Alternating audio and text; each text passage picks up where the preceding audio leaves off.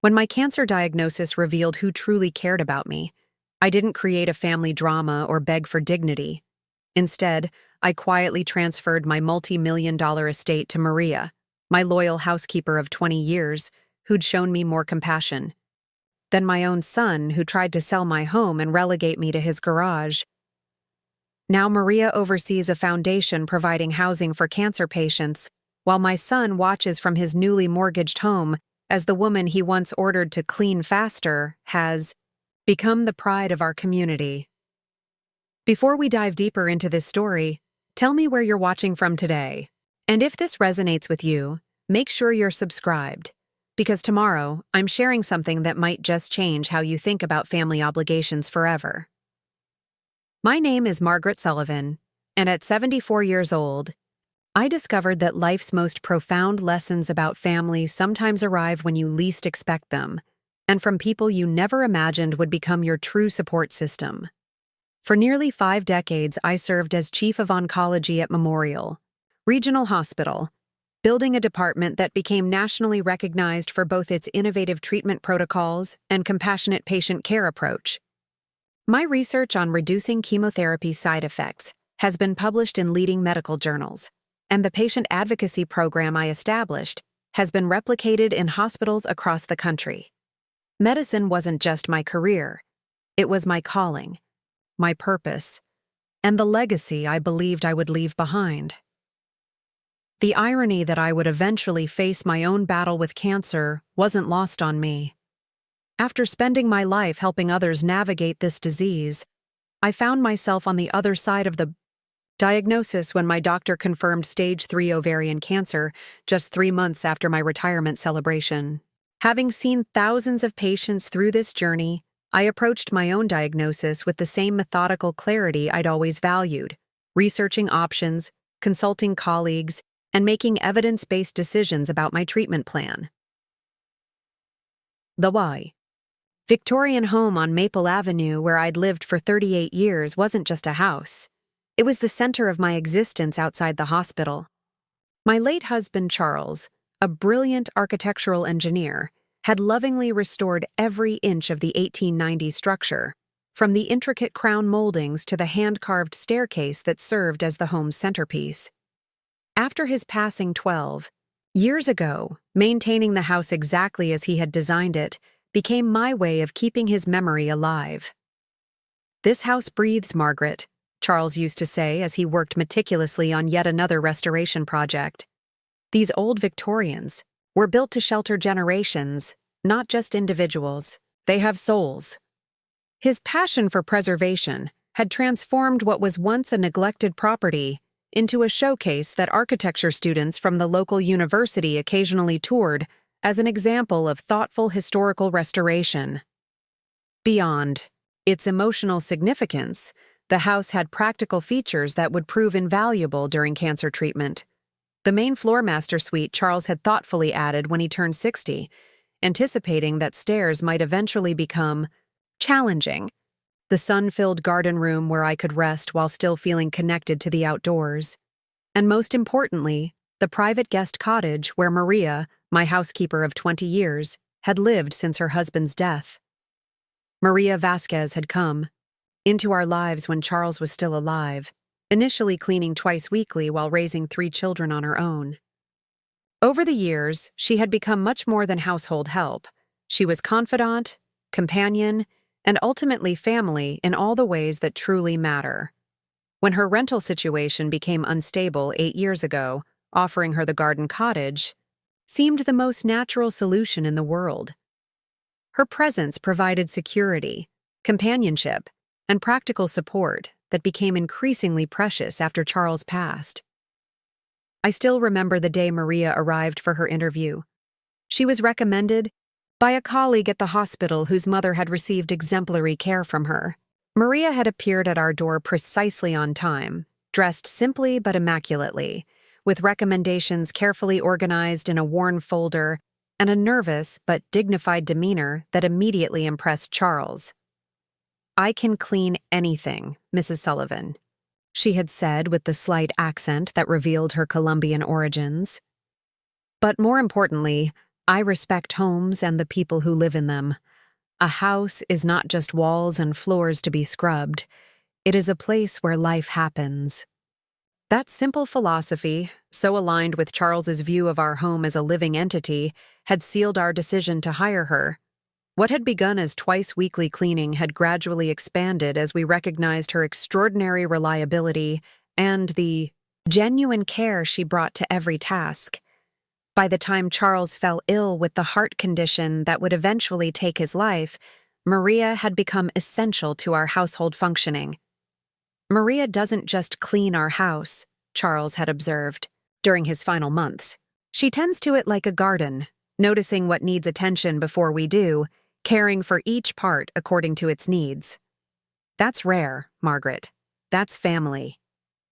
My son Robert had never fully understood my relationship with Maria.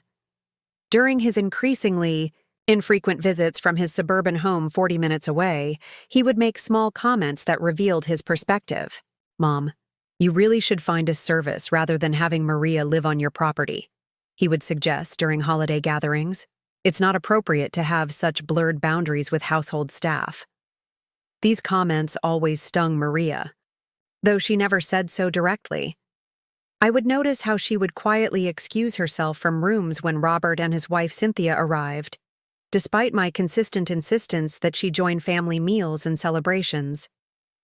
Despite my medical training in human psychology and my years counseling patients through difficult family dynamics, I never found the perfect words to help my son see that relationships defy simple categorization, that staff can become family when they show up consistently with care and compassion. "Mom, you pay Maria well above market rate," Robert would point out whenever I mentioned increasing her compensation. "She's taking advantage of your generosity." What Robert failed to understand was that Maria's value couldn't be measured in hourly wages.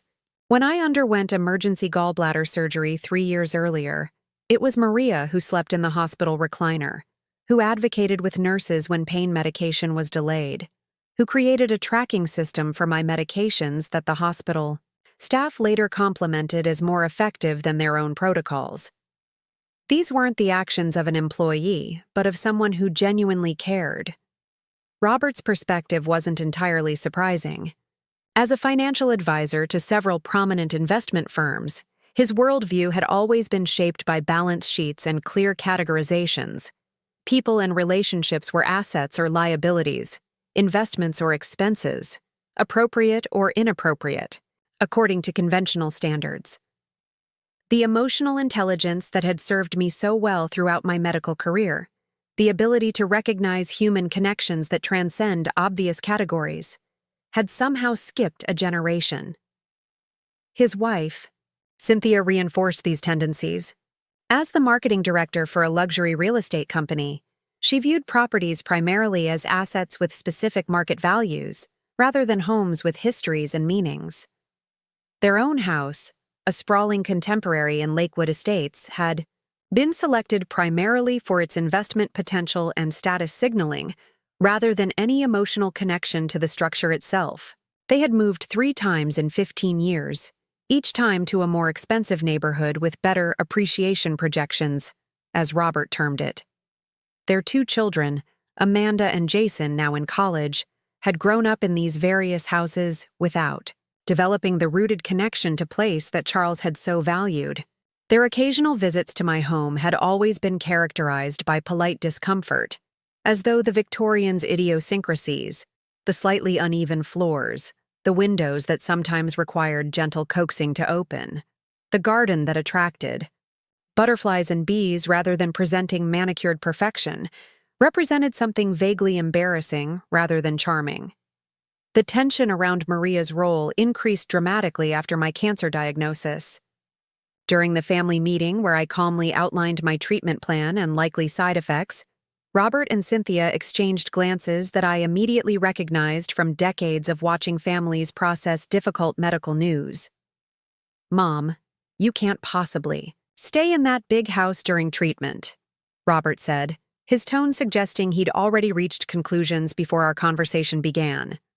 "The maintenance alone would be exhausting even without cancer. and having just Maria there isn't sufficient. Support for someone undergoing chemotherapy. I've made arrangements, I explained, outlining the practical systems I'd established. The meal delivery service specializing in cancer patients' nutritional needs, the visiting nurse who would check vitals after each treatment, and most importantly, Maria's willingness to drive me to appointments and manage household operations so I could focus entirely on healing. Maria is a housekeeper, not a healthcare provider, Cynthia interjected with the slightly condescending tone she often used when explaining what she considered obvious realities. You need professional support, not someone who cleans houses. For a living. What Cynthia didn't know, or chose not to acknowledge, was that Maria had been a registered nurse in Colombia before immigration complexities forced her career change. While she couldn't practice nursing officially in our country, her medical knowledge often exceeded that of many young residents I had trained. Maria understood medication interactions, recognized concerning symptoms, and knew precisely when to advocate for medical intervention versus watchful waiting. I had witnessed Maria's medical expertise firsthand when Charles experienced a dangerous arrhythmia late one evening. Before I could even process what was happening, Maria had already placed him in the proper position, was monitoring his pulse with professional precision, and had called emergency services with a detailed description of symptoms that impressed even the responding paramedics. Her quick thinking had potentially saved precious minutes during a cardiac event where time determined outcomes. The conversation shifted when Robert presented what he clearly believed was the perfect solution. "We've been thinking," he began, using the plural that always signaled Cynthia's involvement in whatever proposal followed. "The garage apartment could be converted into a comfortable living space for you. We could have you close by where we can check on you daily while you undergo treatment." The garage apartment they referenced was actually a storage space above their 3-car garage, currently filled with exercise equipment they rarely used and holiday decorations that made an appearance once yearly. While it had plumbing roughed in, it had never been properly finished as living space. "You'd have privacy but support right next door," Cynthia added with enthusiasm that seemed genuine if misguided. "And we could sell your house while the market is strong. That Victorian would move quickly given the location, and the proceeds would more than cover the garage apartment renovation, plus provide a nice cushion for medical expenses insurance might not cover." The unspoken subtext, that my house represented a financial asset rather than my home, hung in the air between us. I had witnessed this same conversation with countless elderly patients over the years, well-meaning family members who viewed practical financial considerations as more important than the emotional anchoring that familiar surroundings provide during health crises. "I appreciate the thought," I responded carefully, "but my treatment plan is established with my medical team based on remaining in my home. The house is completely paid for, and my retirement planning included substantial medical contingency funds. Selling it isn't necessary or desirable from either a financial or treatment perspective." What I didn't add was that the thought of spending my potentially final months in a converted garage, however well renovated, struck me as profoundly sad after a lifetime in the home Charles and I had lovingly maintained. The garden where I could watch seasons change, the library where his books still lined shelves arranged according to his peculiar but meaningful system, the kitchen where we had hosted countless dinner parties with colleagues and friends. These spaces contained not just memories, but ongoing connection to the life we had built together. The discussion seemed settled that evening, but in the weeks that followed, as first surgery and then chemotherapy began taking their toll, Robert increased his campaign. Each difficult day, each moment of weakness became evidence in his case that my plan wasn't sustainable. When I developed an infection that required brief hospitalization, his visits focused more on real estate timing than my recovery. "The spring market is the strongest of the year," he mentioned while adjusting my hospital pillows. "We could list in March and likely close by May. The garage apartment could be ready by then if we start renovations now." I noticed he had begun referring to my house as the property, or the Victorian, never your home or even the house, a subtle linguistic shift that distanced the structure from my personal connection to it. This language choice, which might seem insignificant to others, resonated strongly with me after decades of observing how families communicate about difficult transitions. When homes become properties, people often follow by becoming patients or cases rather than individuals with preferences and histories. What changed the situation irrevocably was my discovery that Robert had actually scheduled a realtor to assess my home without my knowledge or consent while I was hospitalized. Maria called me in distress when the realtor arrived with Robert, expecting to tour and photograph the house for an immediate listing. Mrs. Sullivan gave no permission. For this, Maria had insisted when they arrived. She has been clear about remaining in her home during treatment. My mother isn't thinking clearly due to medication, Robert had apparently responded. As her only child, I'm managing her affairs during this difficult time. Please continue with the assessment. Maria, showing the fierce advocacy I had benefited from countless times, had refused entry and called me immediately. When I confirmed no permission had been given, she locked all doors and remained on the porch until they departed. Senora Margaret, Maria reported later, her voice tight with controlled anger, your son told this woman that your judgment is compromised by medication. He said your medical condition means you cannot make sound decisions about property matters. I told them this was not true and not his right to determine. This unauthorized action crystallized something I had been reluctant to acknowledge, that Robert viewed my illness primarily through the lens of estate management rather than maternal.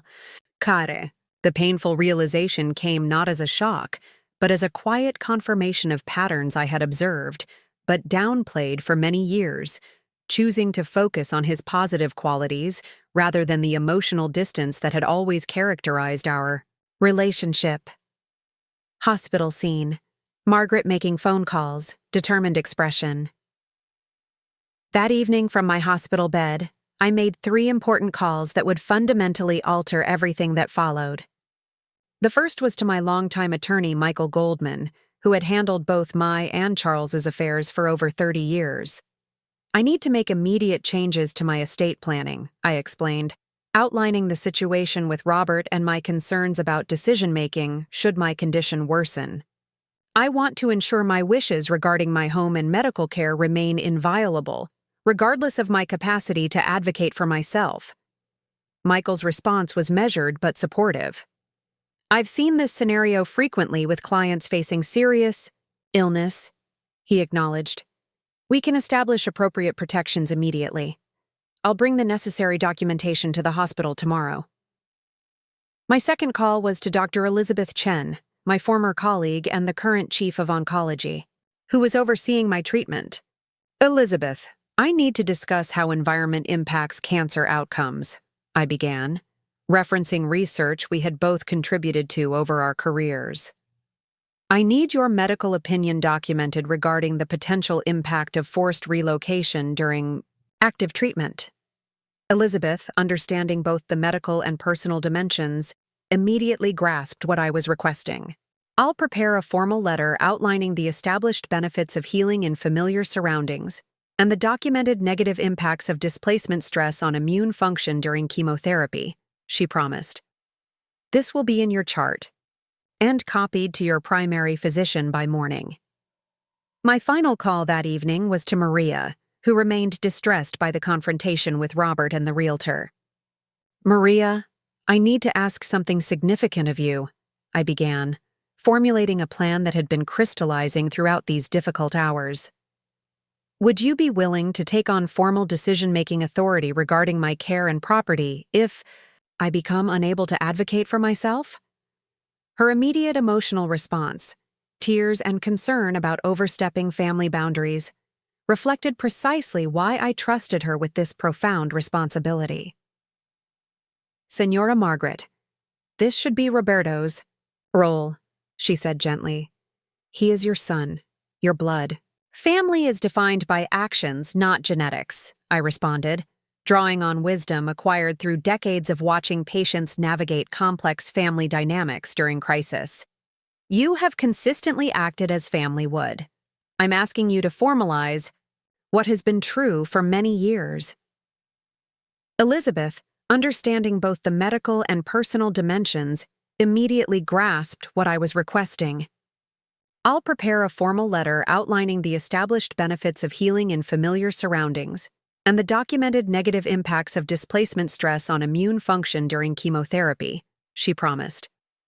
This will be in your chart and copied to your primary physician by morning. My final call that evening was to Maria, who remained distressed by the confrontation with Robert and the realtor. Maria, I need to ask something significant of you, I began, formulating a plan that had been crystallizing throughout these difficult hours. Would you be willing to take on formal decision-making authority regarding my care and property if I become unable to advocate for myself? Her immediate emotional response, tears and concern about overstepping family boundaries, reflected precisely why I trusted her with this profound responsibility. Signora Margaret, this should be Roberto's role, she said gently. He is your son, your blood. Family is defined by actions, not genetics, I responded, drawing on wisdom acquired through decades of watching patients navigate complex family dynamics during crisis. You have consistently acted as family would. I'm asking you to formalize what has been true for many years. As I signed each document with the steady hand that had performed countless delicate medical procedures throughout my career, I felt not anger, but clarity. These weren't reactive decisions, but strategic ones, ensuring that my life's work and resources would ultimately support values I had demonstrated throughout my career: compassion, dignity, and respect for individual autonomy during vulnerable moments. What none of us expected was how quickly these protections would become necessary. 3 days later, weakened by infection and chemotherapy, I experienced complications that required emergency surgery and subsequent medically induced coma to facilitate healing. When I regained consciousness 2 weeks later, I discovered that the world had shifted in ways I could never have anticipated. While I had been unconscious, Robert had moved forward with extraordinary determination to implement his plans. Presenting hospital staff with outdated legal documents indicating his decision-making authority, documents superseded by those I had signed with Michael, he had authorized discharge planning to his home rather than mine. More disturbingly, he had somehow convinced a different realtor to list my house despite the legal protections I had established. He told the hospital social worker that you had agreed to the garage apartment plan before your surgery, Maria explained gently as I processed this information. He had already contacted contractors to begin renovations. He showed them papers from last year's estate planning as proof of his authority. What Robert hadn't anticipated was the effectiveness of the team I had assembled. Elizabeth, noticing discharge orders that contradicted documented medical recommendations, had immediately contacted Michael. Together with Maria, they had presented the updated legal documentation that clearly established decision-making authority. The confrontation that followed in the hospital conference room had apparently been brief but definitive. Robert presented, with irrefutable legal documentation and Elizabeth's medical opinion regarding optimal recovery conditions, had been forced to abandon both the discharge plan and real estate listing. Your mother's medical directive and power of attorney are legally binding and current, Michael had apparently stated with the calm authority of his 40 years in elder law. These documents clearly express her wishes regarding both her care and her property. Any attempt to circumvent them would constitute elder abuse under state law and could trigger both civil and criminal penalties. What Robert said before departing, however, revealed everything about his priorities. When she's thinking clearly, again, she'll understand this was all for her own good, he had told Elizabeth. The house is simply too valuable an asset to maintain for sentimental reasons. It was this statement, reported to me by Elizabeth with reluctance but professional honesty, that finalized my decision regarding the broader estate planning changes Michael and I had discussed but not yet implemented. The house, while meaningful, represented only about 20% of my total estate. The investment portfolio Charles had carefully built and I had maintained, the retirement accounts from decades of medical practice, the patents I held on several treatment protocols, these constituted the more substantial portion of what would eventually become my legacy. As I recovered slowly in my own home, where Maria had insisted I return despite Robert's continued objections, I worked quietly with Michael to implement the final phase of my revised estate plan.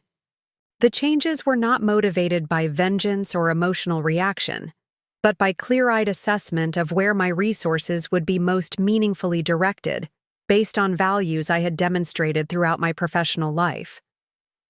2 months later, when I had regained sufficient strength to host what I termed a family meeting, I invited Robert and Cynthia to join me in the garden room that had become my primary recovery space. Maria prepared tea, and then, at my insistence, joined us rather than withdrawing as she typically did when Robert visited. "I've asked you here to discuss some decisions I've made regarding my future and my estate," I began, maintaining the calm clinical tone I had used with thousands of patients over decades of difficult conversations. "These decisions are final and reflect considerable thought about my values and the legacy I wish to leave. The documents I presented outlined changes that would fundamentally alter everything Robert had anticipated about his inheritance. The house would remain mine until death, at which point it would transfer not to Robert, but to a newly established foundation named for Charles, a foundation that would convert the property into transitional housing for cancer patients traveling for treatment at Memorial Regional. More significantly, the substantial financial assets that constituted the bulk of my estate would not pass to Robert as previously arranged, but this is outrageous," he finally managed after reviewing the documentation with growing disbelief. "You can't possibly expect this to stand legally. You're clearly not thinking rationally due to your illness and medication." Michael, who had joined us specifically anticipating this response, calmly outlined the multiple evaluations demonstrating my complete cognitive capacity, the consistent values alignment between my medical career focus and these estate decisions, and most importantly, the irrevocable legal structure that placed these assets beyond Robert's challenge. "Your mother has been meticulously thorough in establishing both her capacity and her intentions," Michael explained with professional detachment. "Multiple independent evaluations have confirmed her cognitive clarity, and the Foundation's mission aligns perfectly with her demonstrated lifelong values. Any challenge would face extraordinary legal hurdles with minimal probability of success." The reality slowly dawned on Robert's face as he grasped the comprehensive nature of arrangements that had been quietly implemented, while he focused exclusively on my house and short-term care decisions.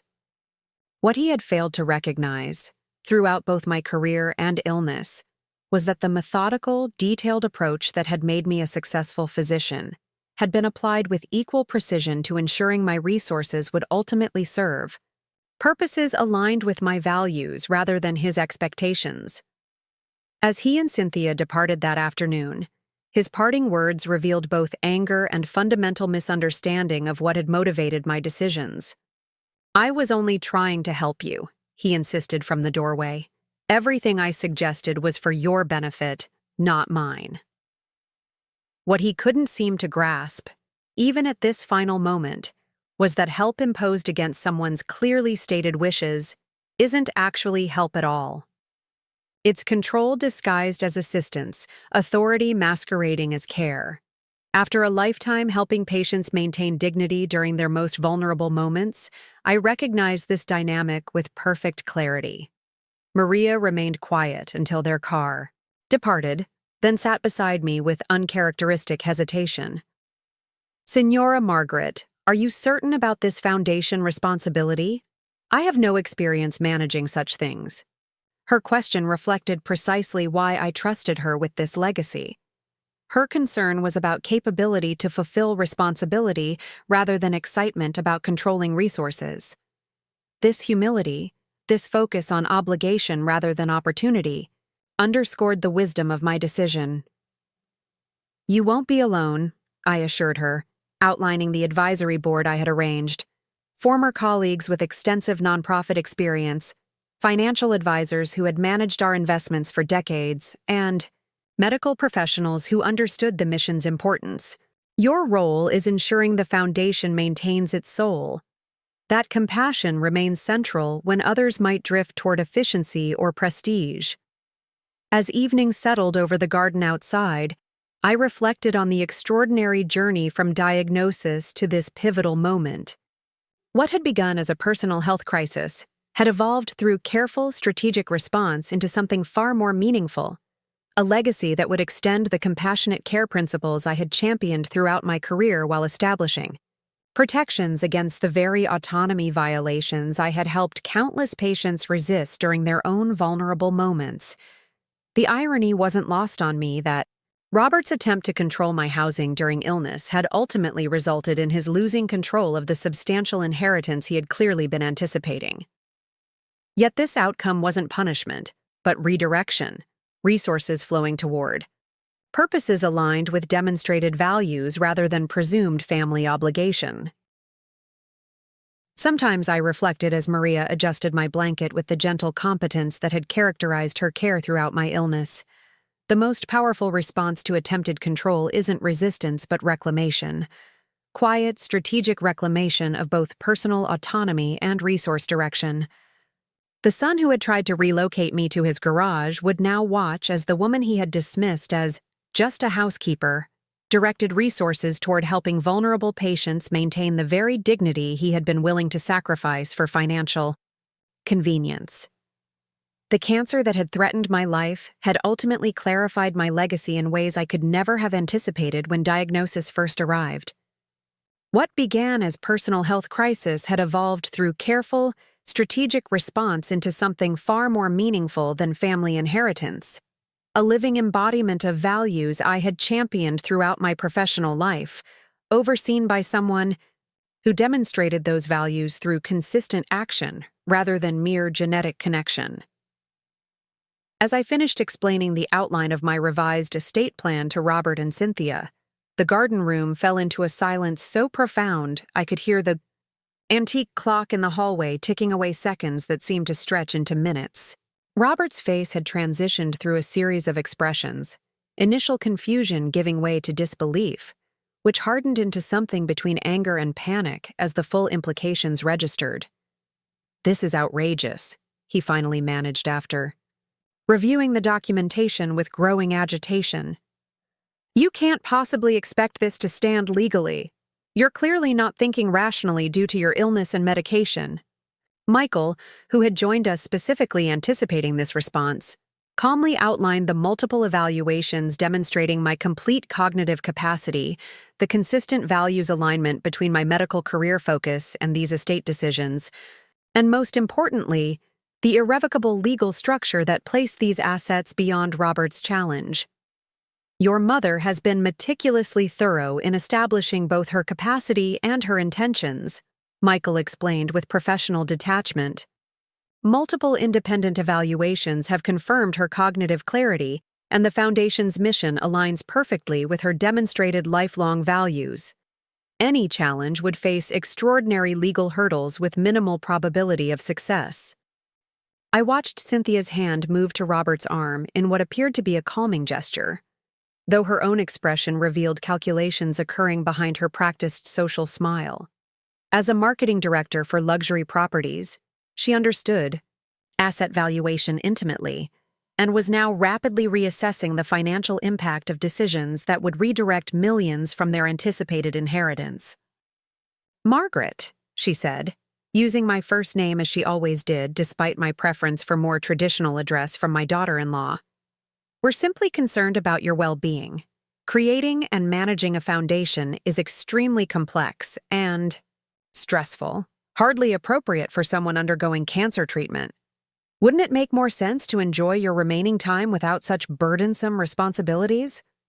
the subtle implication that my time was severely limited, a presumption she had no medical basis to make, revealed volumes about their perspective.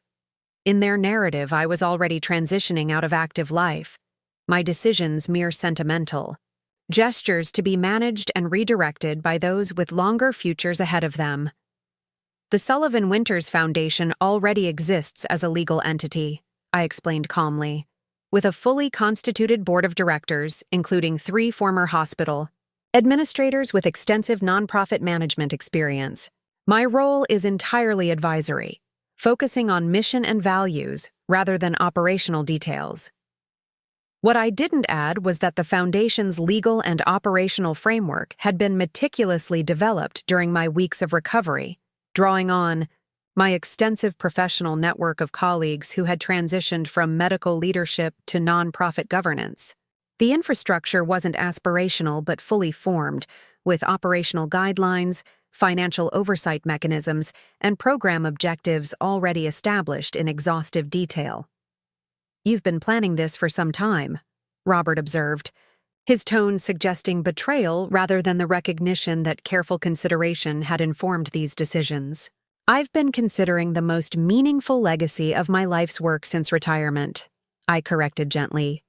Cancer merely accelerated implementation timelines and clarified priorities that were already evolving. This was entirely truthful.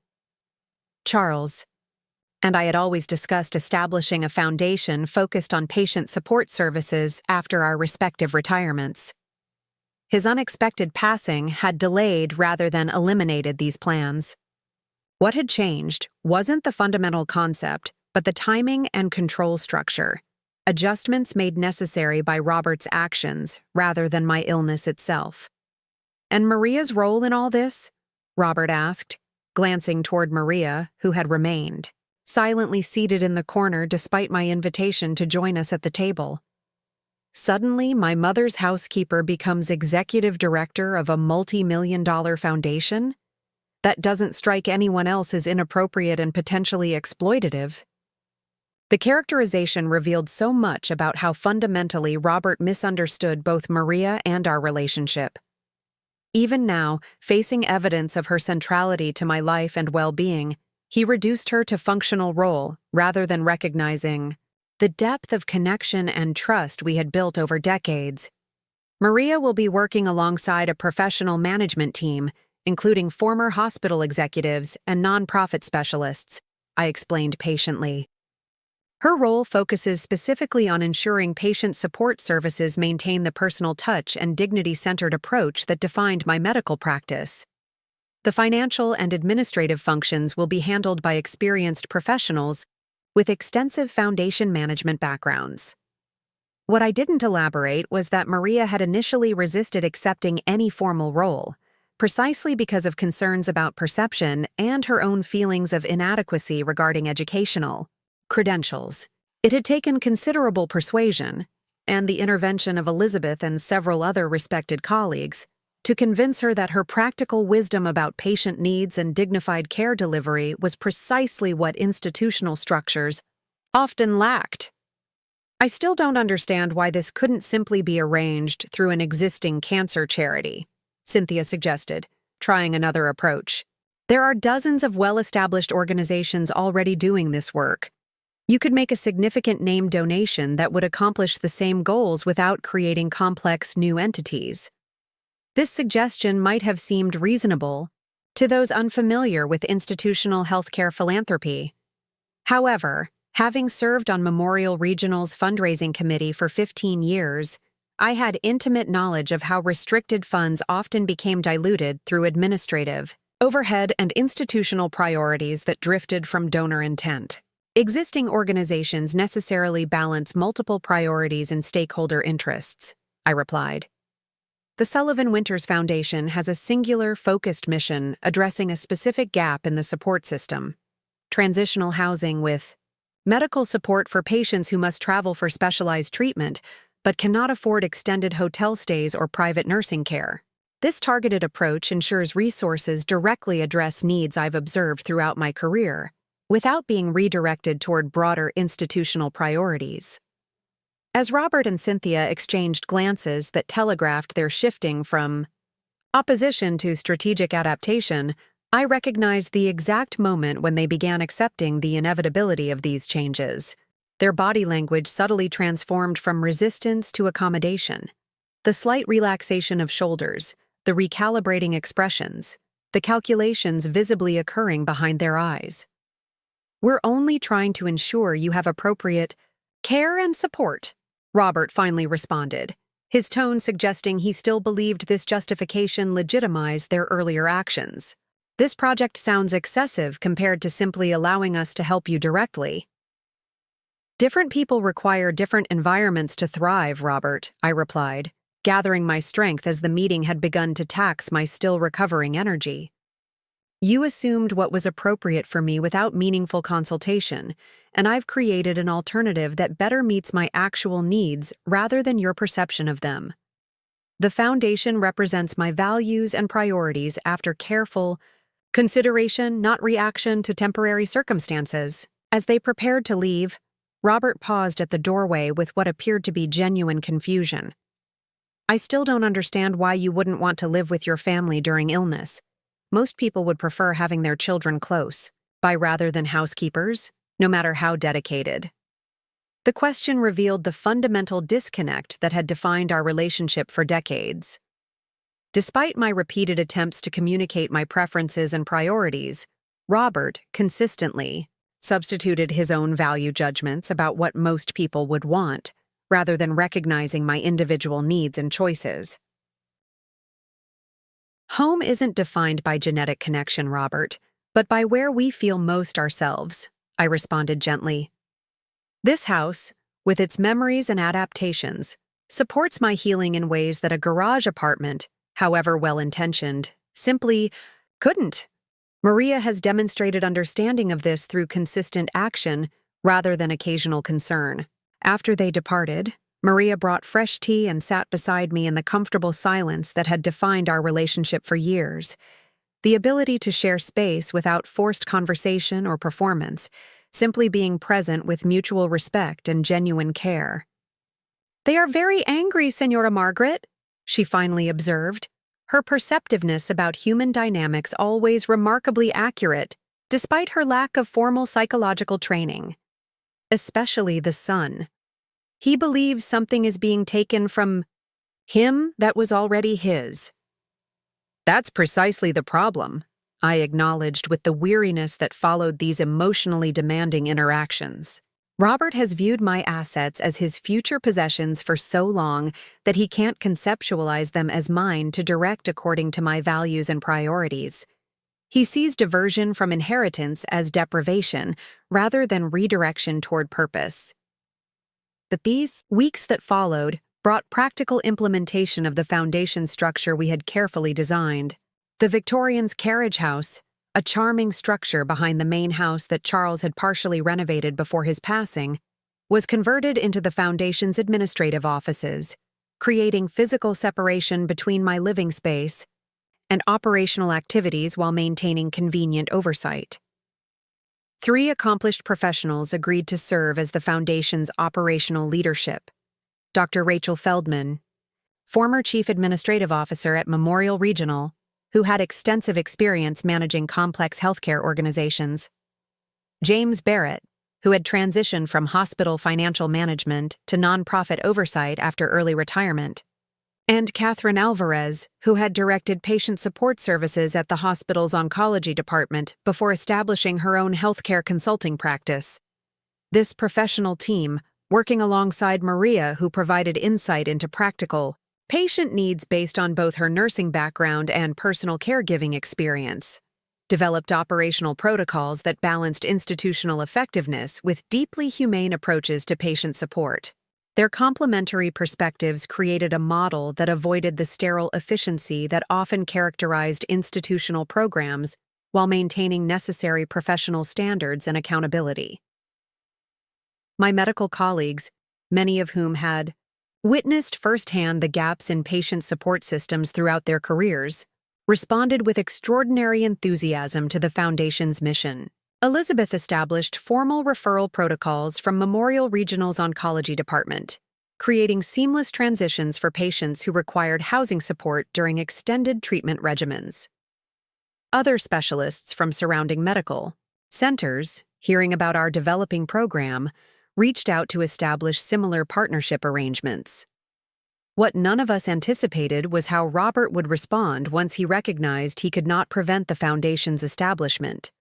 Rather than maintaining dignified acceptance of decisions he couldn't change, he embarked on what can only be described as a campaign to discredit both the Foundation concept and Maria's involvement. The first indication came through hospital channels, when Elizabeth mentioned that Robert had approached several board members expressing concerns about potential reputational issues for Memorial Regional in partnering with a foundation directed by someone without professional credentials or nonprofit experience. These indirect attempts to undermine institutional relationships might have gained traction had Elizabeth not already secured strong support from key medical leadership, based on the Foundation's clear alignment with identified patient needs. More troubling were reports from mutual acquaintances that Robert had begun characterizing Maria as someone who had taken advantage of an elderly cancer patient to secure control of substantial assets. These insinuations, carefully phrased as concerned observations rather than direct accusations, revealed both his fundamental misunderstanding of our relationship and willingness to potentially damage the Foundation's reputation to maintain his narrative about appropriate inheritance paths. "Your son is speaking with neighbors about me," Maria acknowledged reluctantly one morning while helping me with medication management.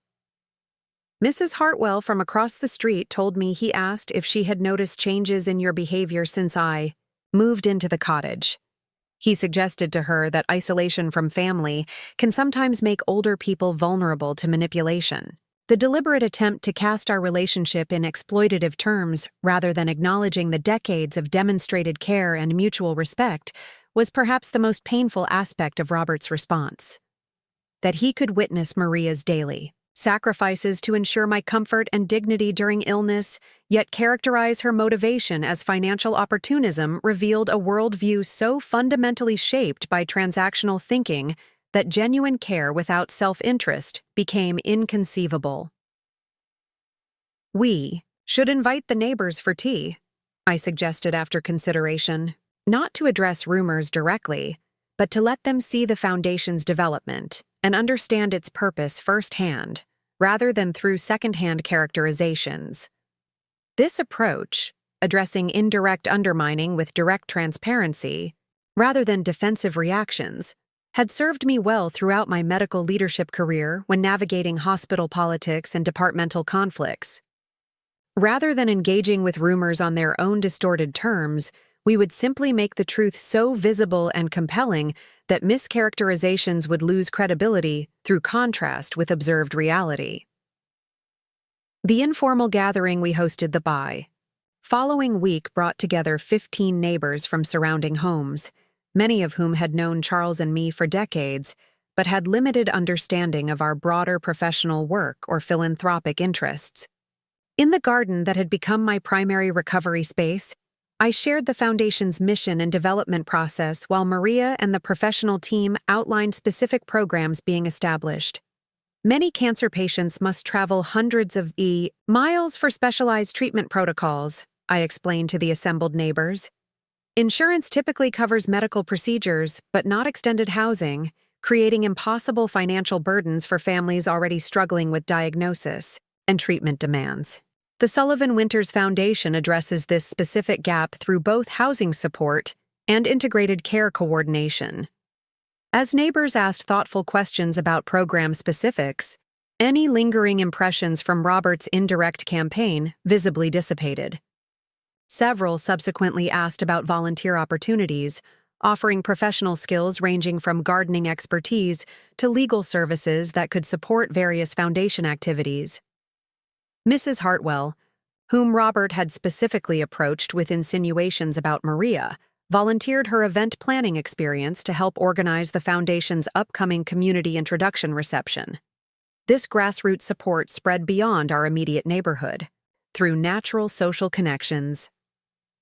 A local business association hearing about the foundation through members who had attended our garden gathering, reached out about potential partnership opportunities. The Regional Medical Society featured our developing program in their quarterly publication, generating interest from healthcare professionals throughout the area who recognized the critical gap our services would address.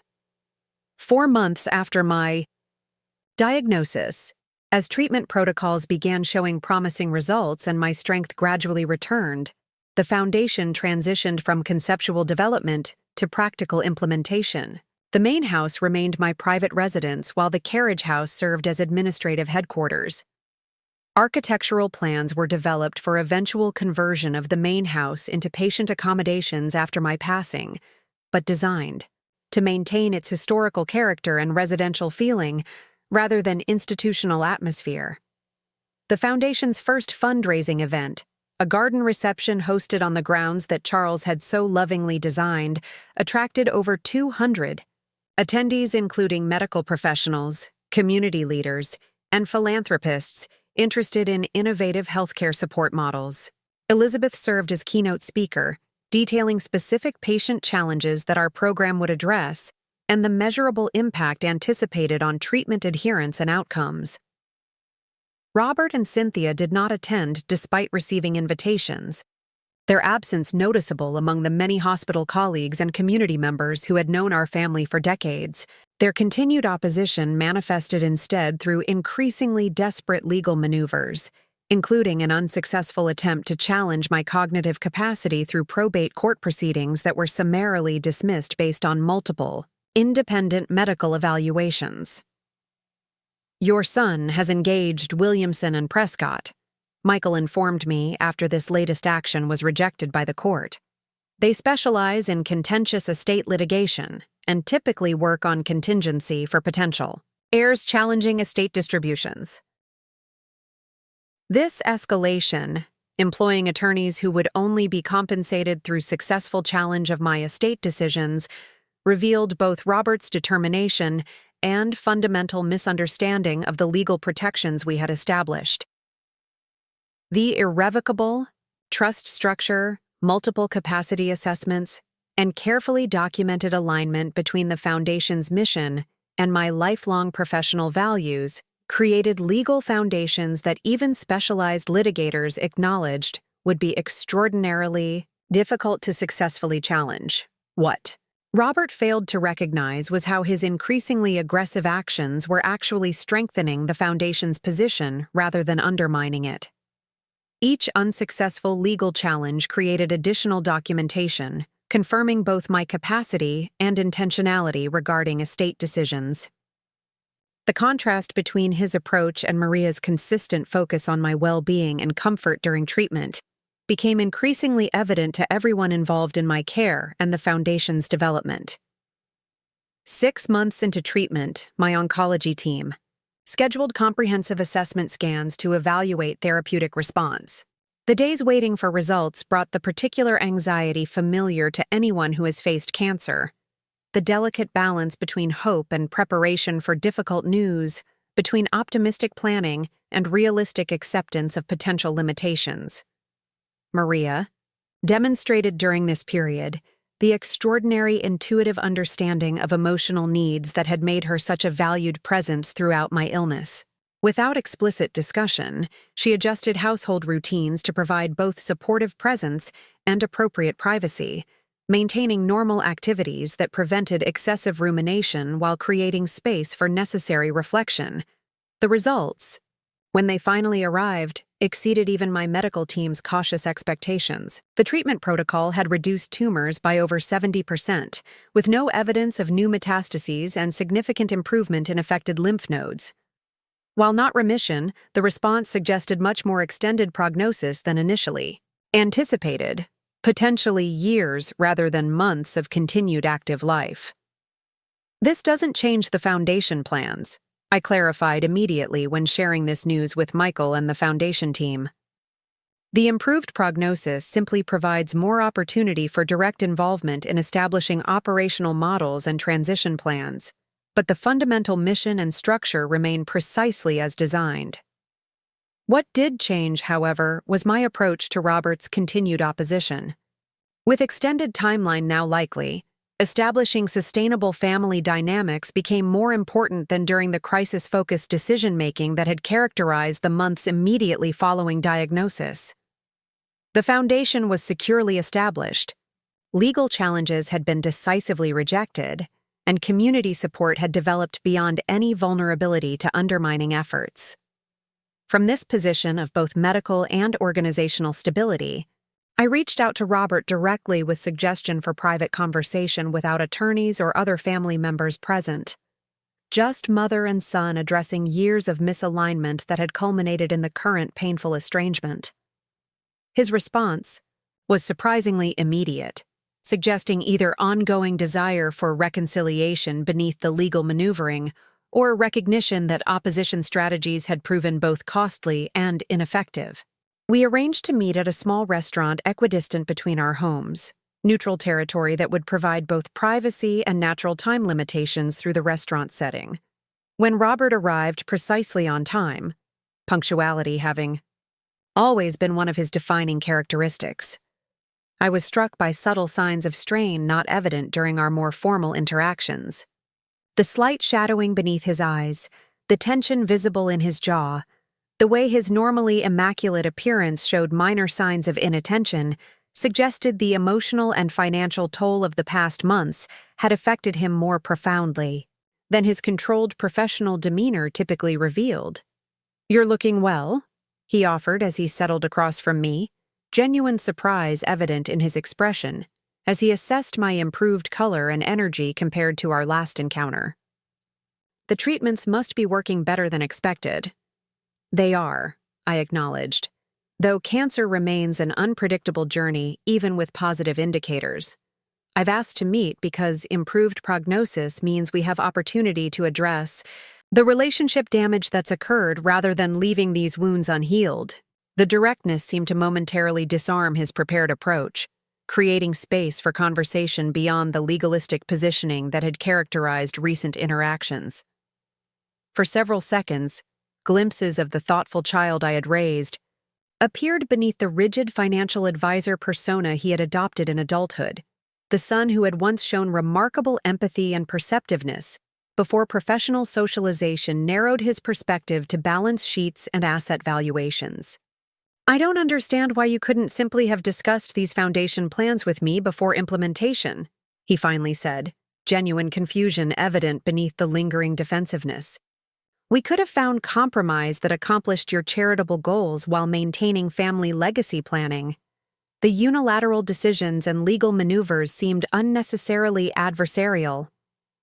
This characterization, positioning my autonomous decisions about my own assets as adversarial, while describing his unauthorized attempts to sell my home as potential compromise, revealed the fundamental perspective gap that had created our conflict.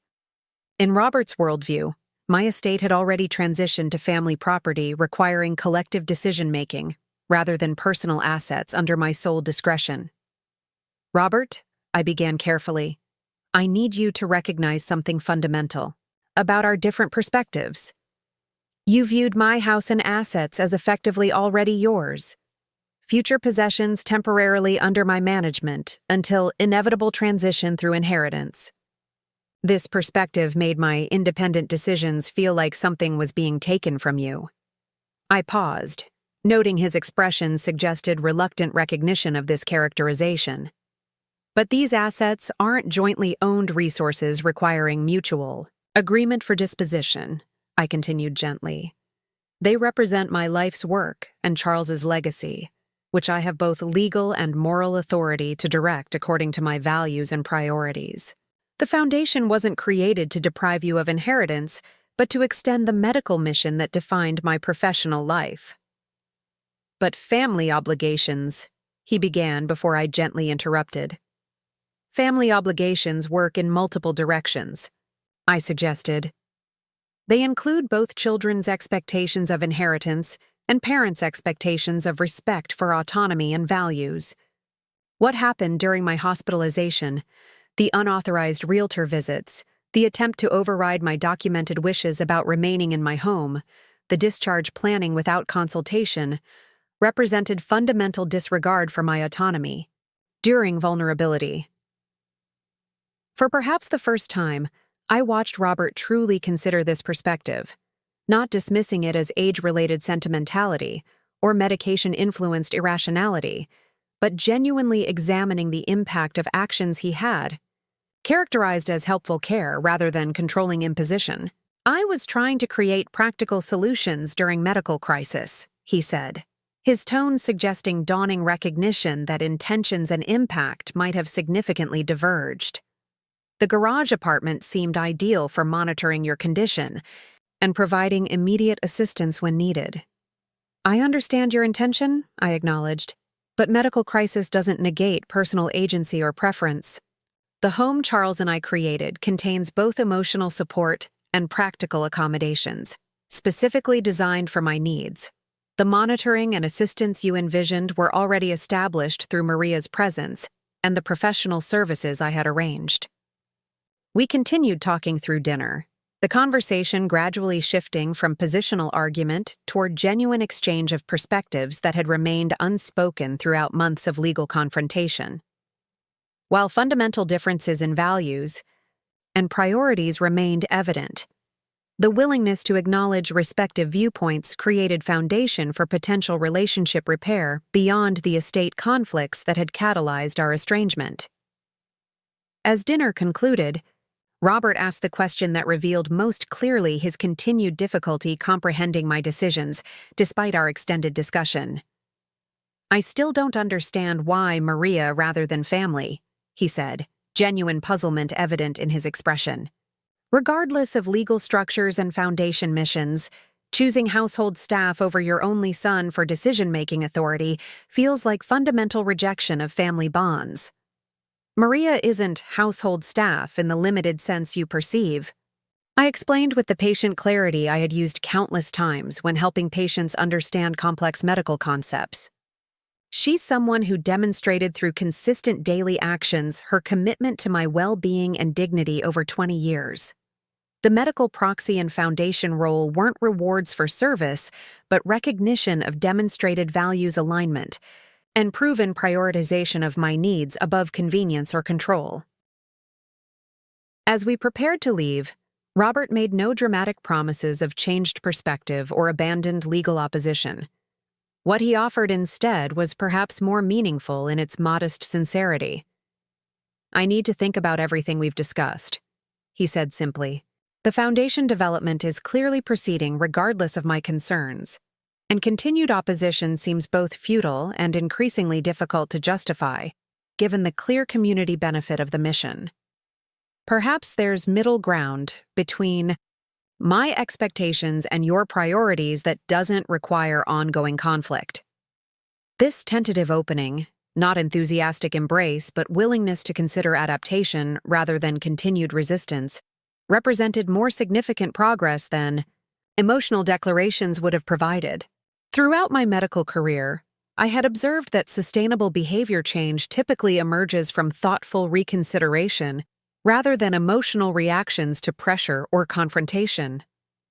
2 weeks later, Robert's attorney contacted Michael with proposition that suggested genuine recalibration rather than strategic maneuvering. Robert proposed withdrawing all pending legal challenges and formally acknowledging the Foundation's legitimate establishment in exchange for consideration of potential board involvement for him after a 1-year observation period during which he would attend program development meetings as non-voting participant.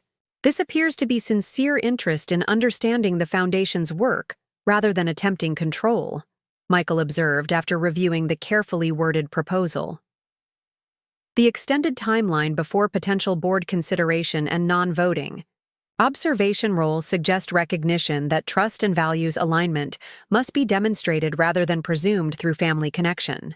After consultation with Maria and the Foundation's leadership team, we accepted this proposal with specific documentation regarding both observation parameters and future board consideration criteria.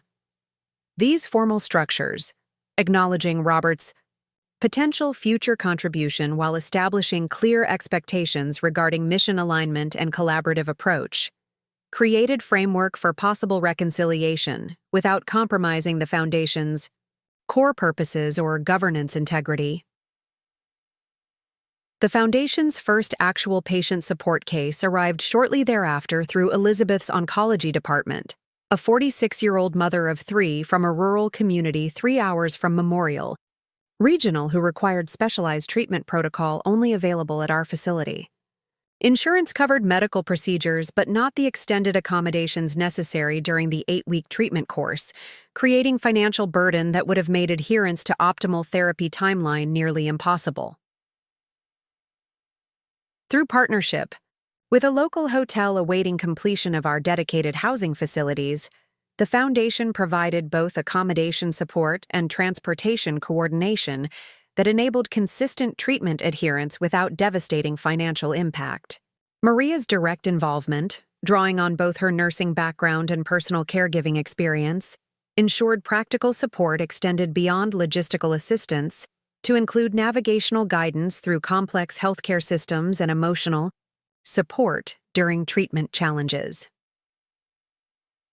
The measurable impact of this support, both medical outcomes enhanced through consistent treatment adherence and quality of life improvements through reduced financial and logistical stress, provided concrete demonstration of the Foundation's value proposition that transcended abstract mission statements. This tangible example transformed conceptual program descriptions into documented case study that hospital administrators, potential donors, and community partners could recognize as addressing critical unmet needs within the healthcare ecosystem. Robert attended the Foundation meeting where this first case was reviewed, his observer role allowing participation in discussions without voting authority regarding program decisions.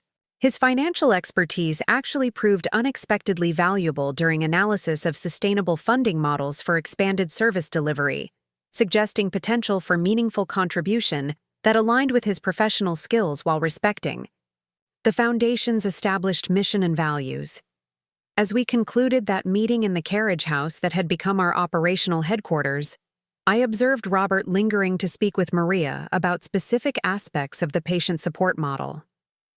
Their conversation, focused on practical program elements rather than personal history or authority questions, suggested possibility for collaborative relationship based on shared commitment to Foundation effectiveness despite the painful conflicts that had marked previous interactions. Your son asked thoughtful questions about our screening protocols, Maria mentioned later that evening as she helped me review medication adjustments recommended during my most recent oncology appointment. He seems genuinely interested in understanding how we determine appropriate support levels for different patient situations. This observation, offered without expectation of praise or dramatic reconciliation narratives, reflected Maria's consistent focus on practical progress rather than emotional performance or superficial harmony. Throughout both my illness and the Foundation's development, her approach had emphasized tangible action over symbolic gestures, measurable improvements over performative declarations. 8 months after my initial diagnosis, as treatment response continued exceeding expectations and the Foundation established operational protocols that would ensure sustainability beyond individual leadership, I reflected on the extraordinary journey from medical crisis to legacy creation. What had begun as personal health challenge complicated by family conflict had evolved through strategic response into community resource, whose value extended far beyond my individual circumstances or Robert's inheritance expectations. The son, who had attempted to relocate me to his garage apartment, now attended regular Foundation meetings. His gradual transition from opposition to cautious engagement, suggesting potential for relationship repair based on demonstrated respect rather than presumed authority. The woman he had dismissed as just a housekeeper now directed innovative patient support programs that hospital administrators increasingly recognized as essential components of comprehensive cancer care. Most significantly, the house that had become proxy battleground for deeper conflicts about autonomy, respect, and value recognition, now served its highest purpose, not as inherited asset or financial investment, but as healing environment during my recovery and future resource for patients facing similar challenges without family support systems or financial reserves to manage extended treatment demands. Sometimes, I reflected while watching sunset from the garden room where I had first presented the foundation concept to my disbelieving son. The most powerful response to attempted control isn't confrontational rejection, but quiet reclamation of purpose beyond expectations. Creating legacy guided by personal values rather than conventional assumptions about appropriate family resource transitions or expected elder accommodations during illness. The cancer that had threatened to end my story had instead catalyzed its most meaningful chapter, transforming personal crisis into community resource through strategic vision that extended professional values into practical support systems for vulnerable patients. What Robert had characterized as irrational sentimentality about my home had proven precisely the opposite. Clear-eyed recognition of its highest purpose as both personal healing environment and future resource for those facing medical challenges, without necessary support systems. In the Foundation's developing work, the Victorian house would ultimately fulfill Charles's belief that these grand old homes were designed to shelter generations rather than individuals, not through conventional inheritance, but through innovative repurposing that honored both its architectural character and our shared values regarding dignity during vulnerability. The garage apartment Robert had proposed as my reduced living space had instead become metaphor for limited thinking about both aging and inheritance, constraints we had transcended through vision beyond conventional expectations about both. 1 year after my cancer diagnosis, the Sullivan Winters Foundation hosted its first anniversary celebration in the gardens Charles had designed decades earlier.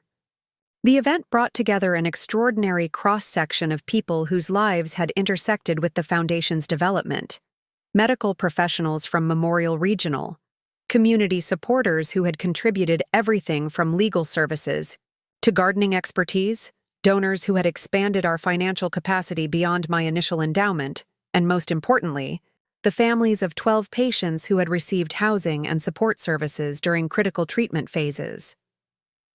The garden sparkled with subtle lighting that highlighted Charles's thoughtful landscaping, while creating intimate conversation spaces throughout the property.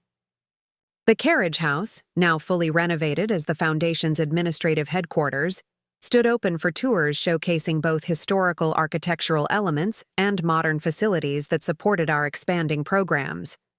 Most significantly, architectural models displayed our plans for eventually converting the main house into patient accommodations while preserving its Victorian character and residential atmosphere. What struck me most profoundly as I observed the diverse gathering was how thoroughly the Foundation had transcended its origins in personal crisis and family conflict. What had begun as strategic response to Robert's attempt to control my housing during illness had evolved into community resource with impact extending far beyond our family dynamics or inheritance expectations. The Foundation now employed 8 staff members, partnered with 4 regional medical centers, and had secured additional funding that would expand services well beyond my initial vision. "Dr. Sullivan, I don't know if you remember me," began a woman approaching with tentative smile. "I'm Jennifer Larson. Your foundation provided housing for my mother during her treatment last spring."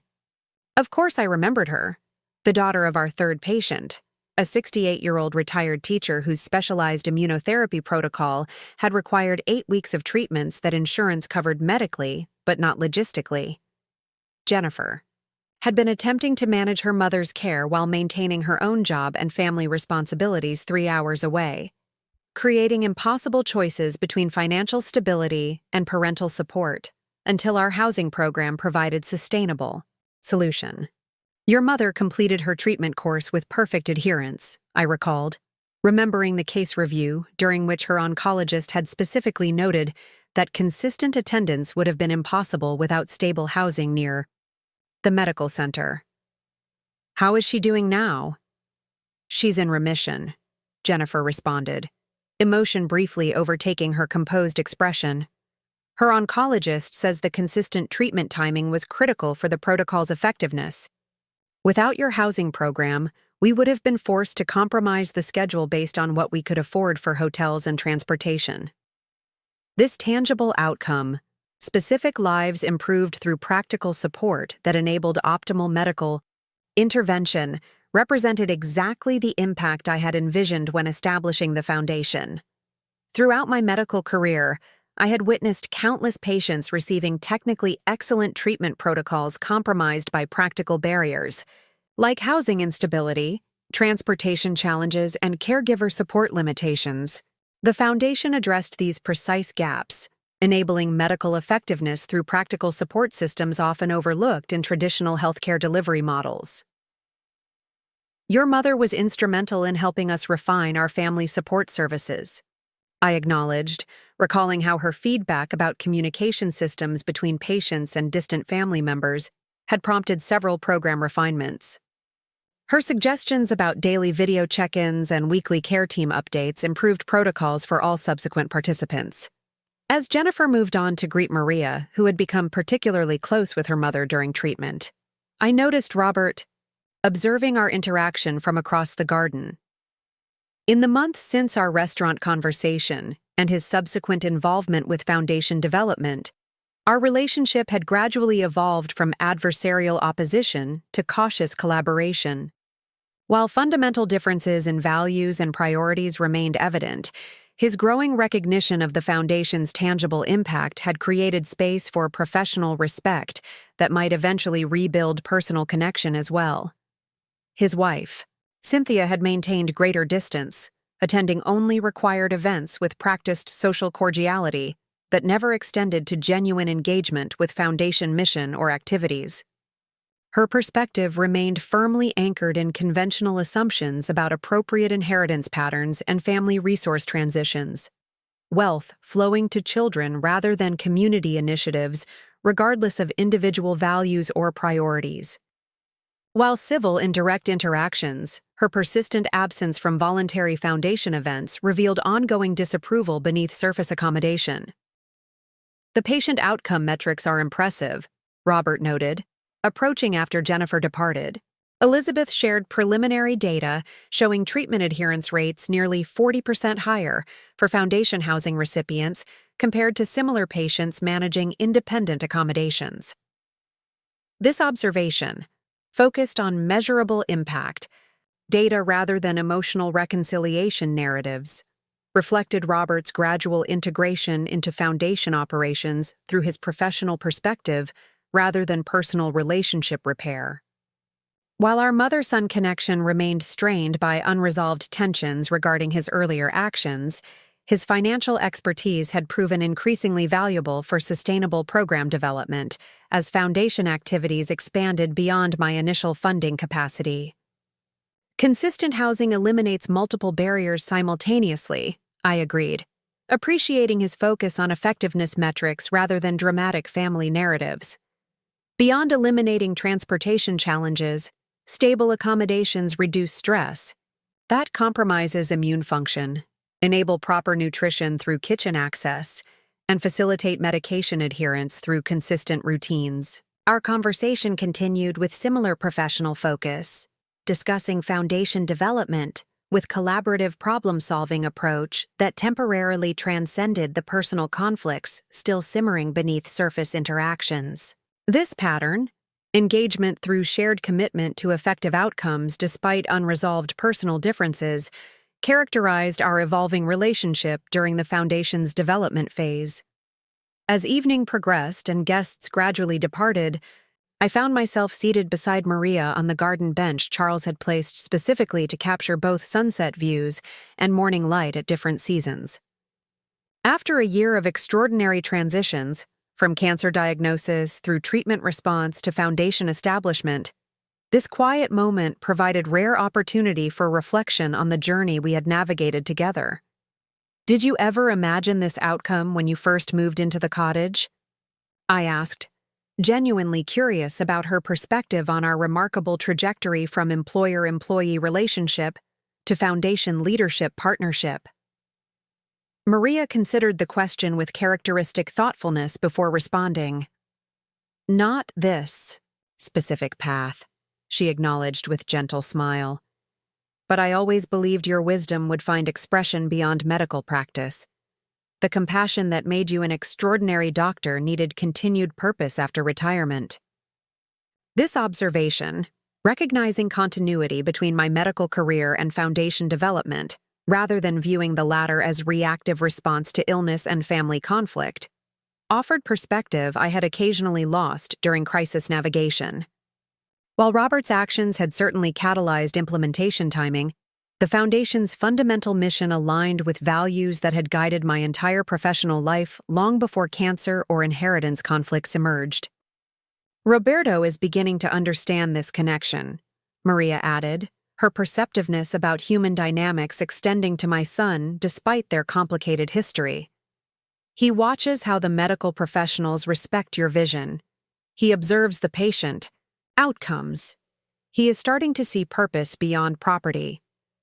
This assessment aligned with my own observations of Robert's gradual transition from viewing the Foundation primarily as diverted inheritance to recognizing its organic extension of my professional values.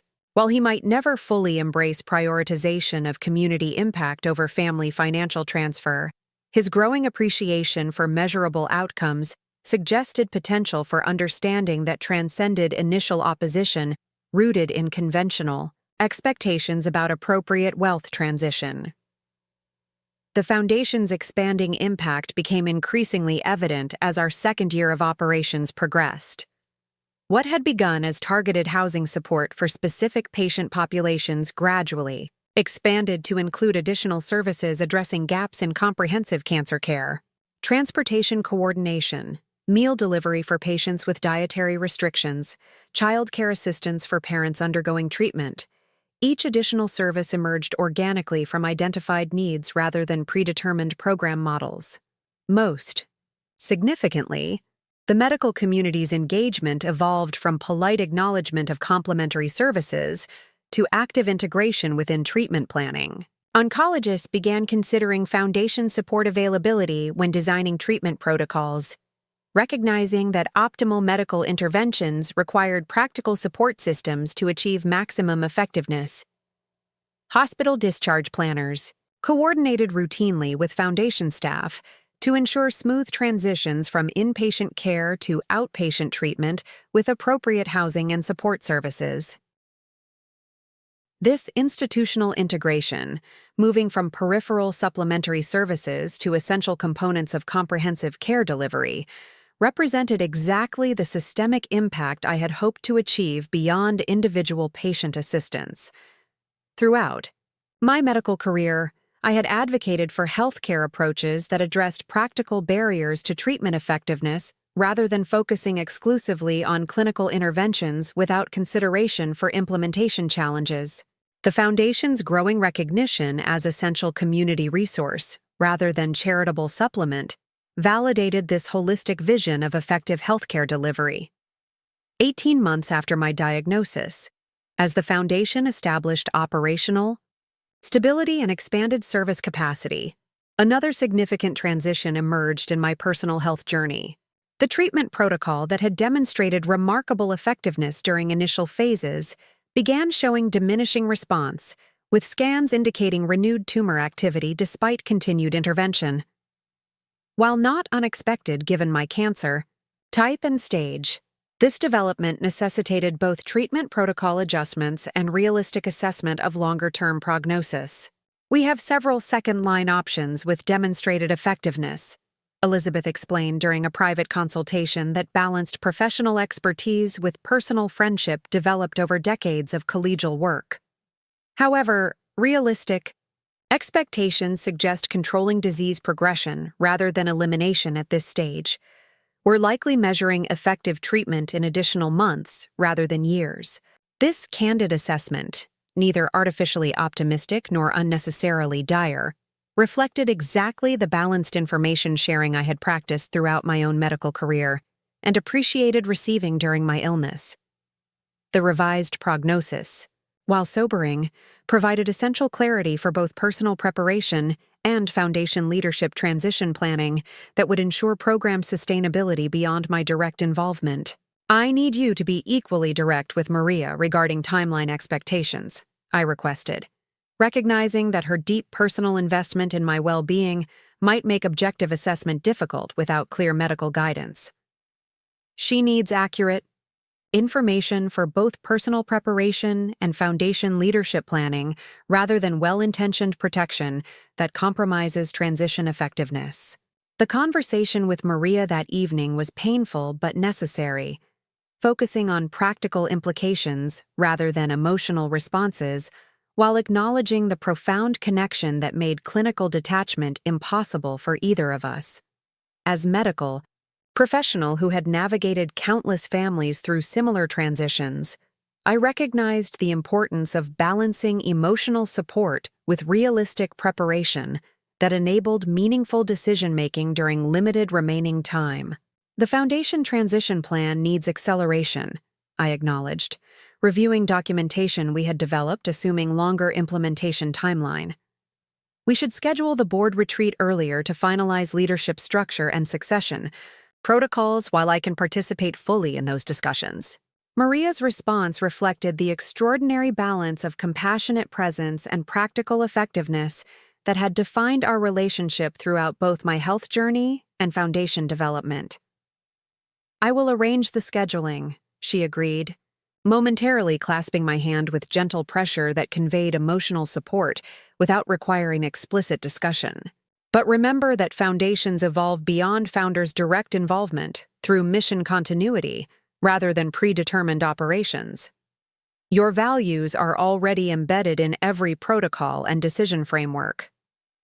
This perspective, focusing on values transmission rather than operational control, offered profound reassurance regarding the foundation's sustainability beyond my active leadership.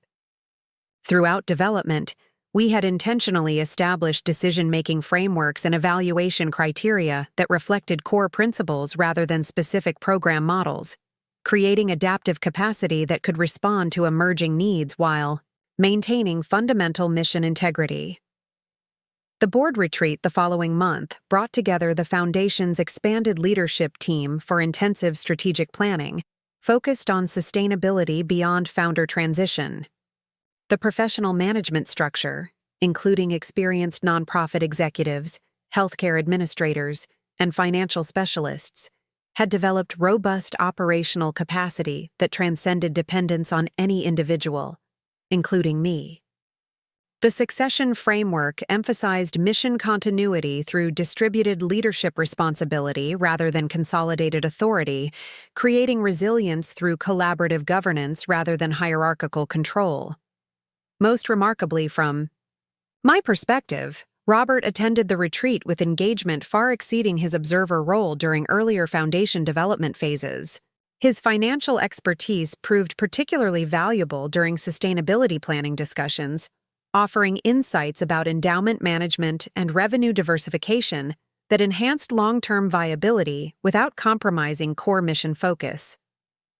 His questions demonstrated genuine interest in programmatic effectiveness rather than control positioning, suggesting evolution from inheritance expectation to mission engagement that transcended initial opposition. The current endowment structure creates unnecessary vulnerability to market fluctuations, he noted during financial planning sessions, presenting alternative investment approaches that could enhance stability while maintaining appropriate risk. Parameters for nonprofit management. With some portfolio adjustments, we could increase sustainability without compromising available operating funds. This contribution, focused on foundation effectiveness rather than personal benefit or control, positioning, represented extraordinary evolution from his initial reaction to estate redirection. While our personal relationship remained complicated by unresolved history regarding his actions during my hospitalization, his professional engagement with foundation sustainability demonstrated capacity for mission alignment that transcended family dynamics. As treatment continued with modified protocols and regular assessment, my daily involvement with foundation operations gradually reduced, while strategic guidance continued through structured leadership team interactions. This transition, implemented deliberately rather than forced by health deterioration, created appropriate succession model that maintained mission integrity while acknowledging physical limitations that increasingly affected my active participation capacity. 2 years after my initial diagnosis, when disease progression necessitated transition to palliative approaches focused on comfort rather than curative intervention, the foundation had achieved operational maturity that ensured sustainability. Beyond my direct involvement, the professional team had expanded to 12 staff members supporting comprehensive programs serving over 100 patients annually. The financial structure combined my initial endowment with successful development activities that had doubled, available resources through additional donations and grants attracted by demonstrated program effectiveness. As I adjusted to this final illness phase with the same methodical approach that had characterized my medical practice and foundation development, an unexpected conversation with Robert suggested possibility for personal reconciliation that earlier interactions had indicated might remain elusive despite professional collaboration. "I've been meeting regularly with the Financial Advisory Committee," he began during afternoon visit that had initially focused on foundation updates rather than personal matters. "The investment restructuring has increased sustainability projections significantly while maintaining conservative risk parameters appropriate for nonprofit management." I acknowledged this contribution with genuine appreciation, recognizing both its practical value for foundation sustainability and symbolic significance regarding his evolution from opposition to engagement. While financial expertise had always been Robert's professional strength, applying these skills toward foundation effectiveness rather than personal inheritance protection demonstrated perspective transformation beyond tactical accommodation. After brief hesitation suggesting internal debate about raising more personal topics, Robert continued with uncharacteristic directness. "I've been thinking about our conversation last year, about different perspectives regarding your assets and autonomy," he said carefully. "While I still believe family considerations should factor significantly in estate planning, I've realized my approach assumed authority that wasn't appropriately mine regarding your resources and decisions." This acknowledgement, addressing fundamental perspective gap that had created our conflict rather than specific actions or inheritance outcomes, offered potential foundation for genuine reconciliation beyond practical collaboration. By recognizing the autonomy issues underlying specific conflicts rather than focusing exclusively on inheritance impact, Robert demonstrated capacity for self-reflection that transcended financial calculations or legal positioning. "I appreciated that you believed you were acting in my best interest," I responded, acknowledging his intentions while maintaining clarity about impact discrepancy. "But support must respect individual preferences and values rather than imposing externally determined appropriate decisions, particularly during vulnerability created by illness." Our conversation continued with remarkable openness about both past conflicts and current perspectives, creating space for mutual understanding that earlier interactions had suggested might remain unattainable.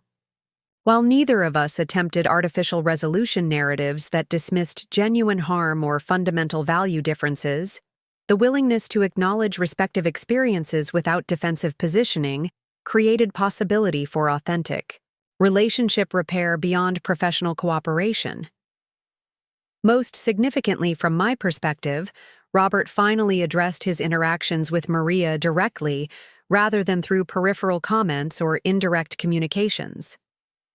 The historical tension between them, rooted in his persistent characterization of our relationship as inappropriate employer-employee boundary crossing rather than genuine human connection, had remained persistent obstacle to complete foundation integration despite his increased professional involvement.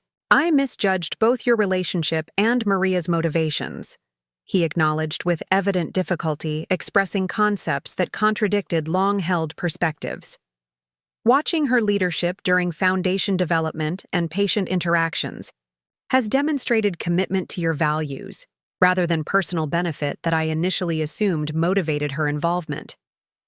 This recognition, however belated, offered meaningful validation of relationship that had provided my most consistent support throughout both illness and foundation development.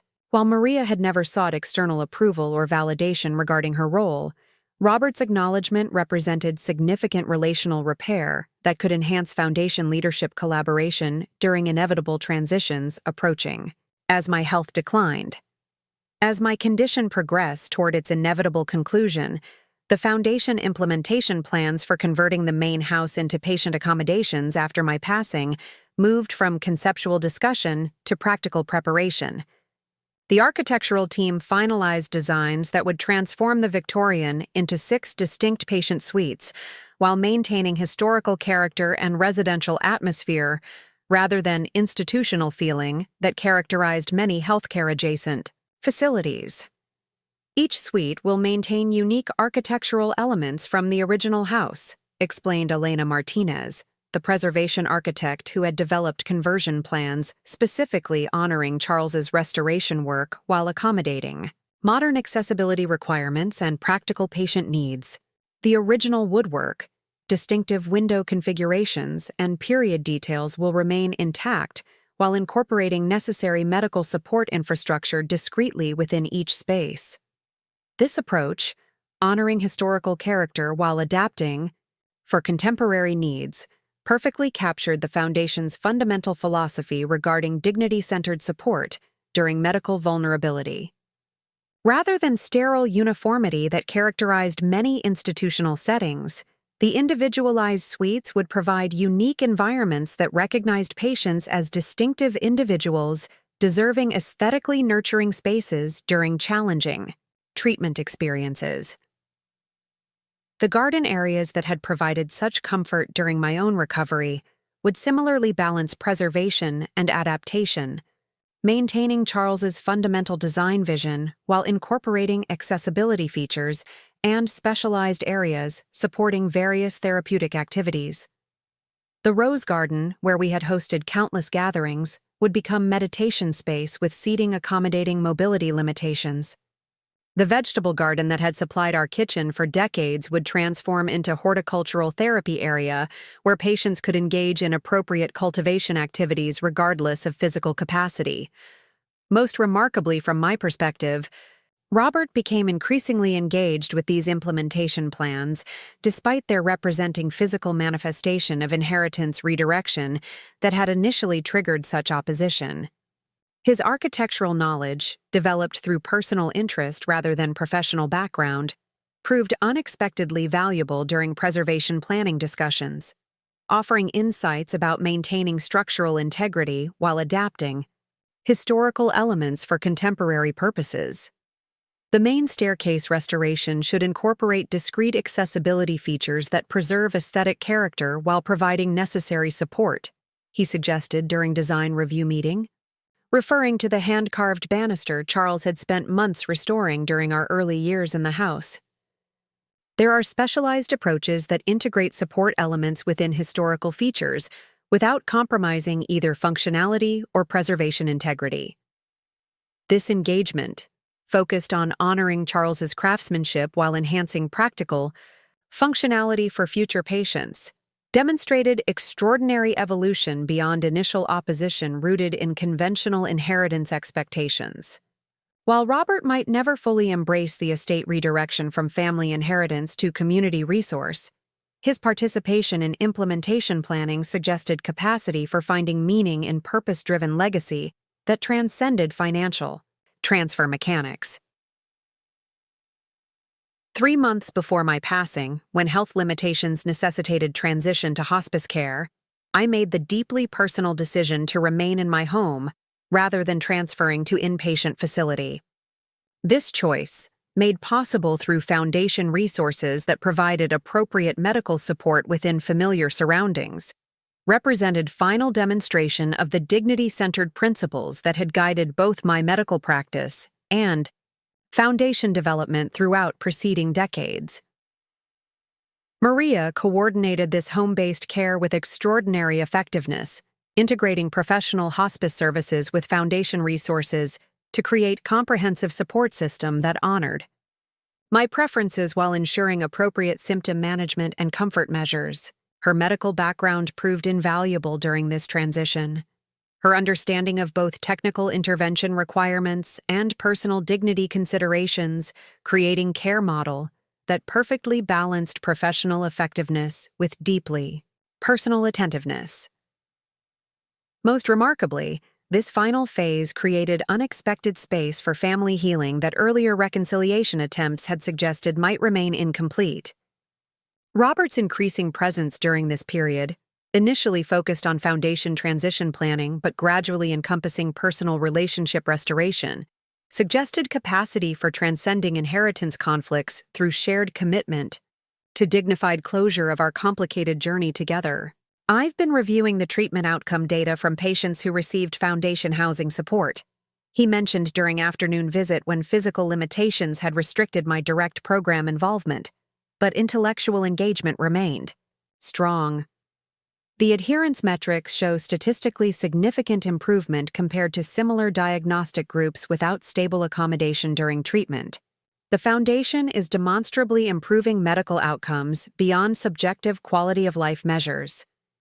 This observation, focusing on empirical effectiveness validation rather than emotional reconciliation narratives, reflected Robert's consistent approach to foundation engagement through professional perspective rather than personal relationship repair. Yet the underlying message conveyed recognition of meaningful impact beyond financial calculations or inheritance expectations, acknowledging legacy value transcending conventional wealth transfer assumptions.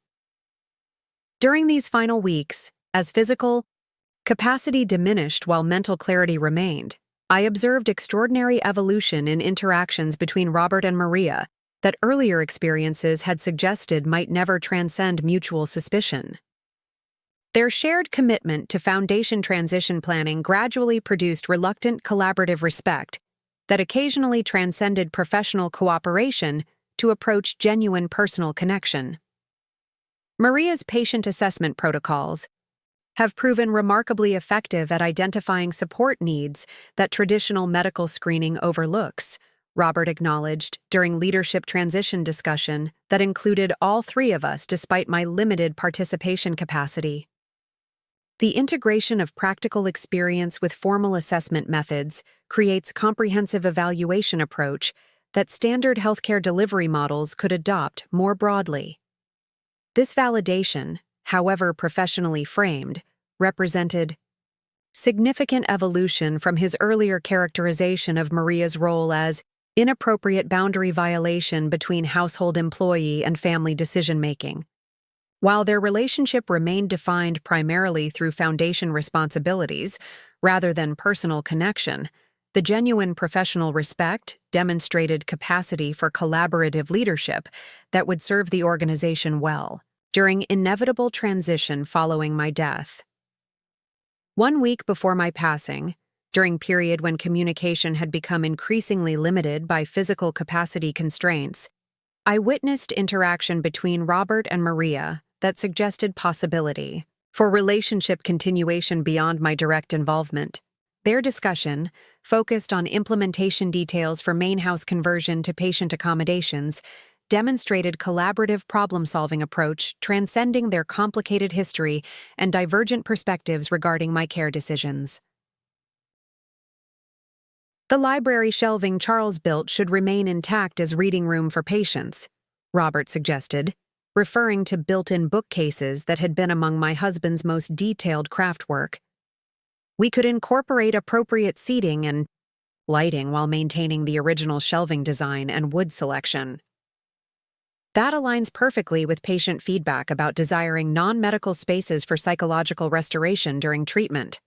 Maria agreed, her response focused on programmatic effectiveness rather than relationship dynamics. Perhaps we could incorporate rotating collection of appropriate reading materials selected specifically for treatment support without being explicitly medical in focus. This exchange, however modest in scope, represented extraordinary evolution from their initial positioning regarding both my care decisions and foundation establishment. Their capacity for finding shared purpose in program effectiveness, despite persistent differences regarding appropriate inheritance patterns or family obligations, suggested foundation sustainability beyond my direct involvement through collaborative leadership rather than personality-dependent operations. The day before my passing, during brief period of unexpected clarity amid increasing physical transition, I shared final observations with both Robert and Maria regarding the Foundation's evolution and their respective roles in its development. What began as response to crisis has become community resource beyond any initial vision, I acknowledged. My voice weakened, but thoughts remaining precisely articulated. The Foundation now transcends its origins in personal circumstances to address systemic gaps affecting countless patients navigating similar challenges without necessary support systems. This perspective, focusing on mission impact rather than family dynamics or inheritance patterns, offered framework for continued collaboration that transcended personalities or founding narratives. By emphasizing systemic healthcare delivery, improvement rather than personal conflict resolution or individual legacy protection, this framing created sustainability foundation based on demonstrated effectiveness rather than founder dependence. Your respective strengths, financial management expertise, and compassionate implementation vision create complementary leadership capacity essential for continued impact, I continued, acknowledging their different but equally valuable contributions to foundation development. The mission requires both strategic resource stewardship and values-centered program implementation to maintain effectiveness beyond individual leadership transitions.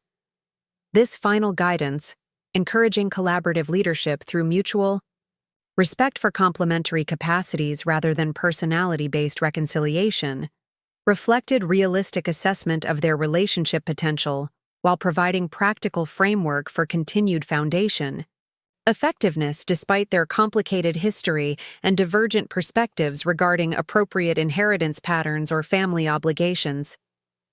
My passing the following day occurred peacefully within my home, surrounded by meaningful environment.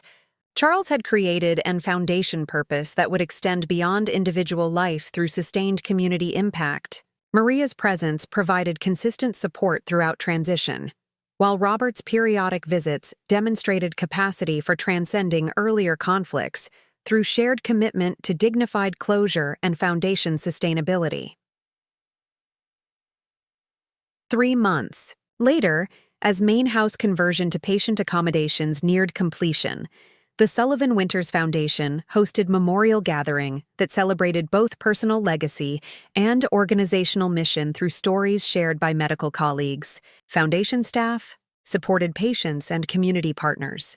The event, held in gardens Charles had designed and Foundation had maintained as therapeutic space, demonstrated extraordinary trajectory from personal medical crisis, complicated by family conflict, to community resource with impact extending far beyond individual circumstances or inheritance expectations. Jennifer Larson, whose mother had been among first patients receiving housing support, shared perspective that captured essence of this remarkable transformation. When someone faces cancer without adequate support systems, medical excellence alone cannot ensure optimal outcomes, she explained to gathered attendees. Dr. Sullivan recognized this truth through professional experience, then demonstrated it through personal action by creating resource, addressing precisely this gap in comprehensive care delivery. The Foundation transforms houses into healing environments and medical procedures into sustainable recovery journeys by addressing practical barriers that compromise treatment effectiveness. This observation, focusing on systemic healthcare improvement rather than personal family dynamics or individual legacy narratives, perfectly captured the Foundation's evolution from crisis response to sustainable community resource. What had begun as strategic protection against Robert's attempt to control my housing during illness had transcended those circumstances to address fundamental healthcare delivery challenges affecting countless patients navigating similar vulnerability without necessary support systems. Most remarkably, Robert and Maria stood together during this memorial event, not as reconciled friends, but as respectful colleagues committed to Foundation mission despite their complicated history and persistent differences regarding appropriate inheritance patterns or family obligations. Their capacity for finding shared purpose in program effectiveness, despite divergent perspectives, suggested Foundation sustainability through values, continuity, rather than personality-dependent operations or artificial harmony narratives.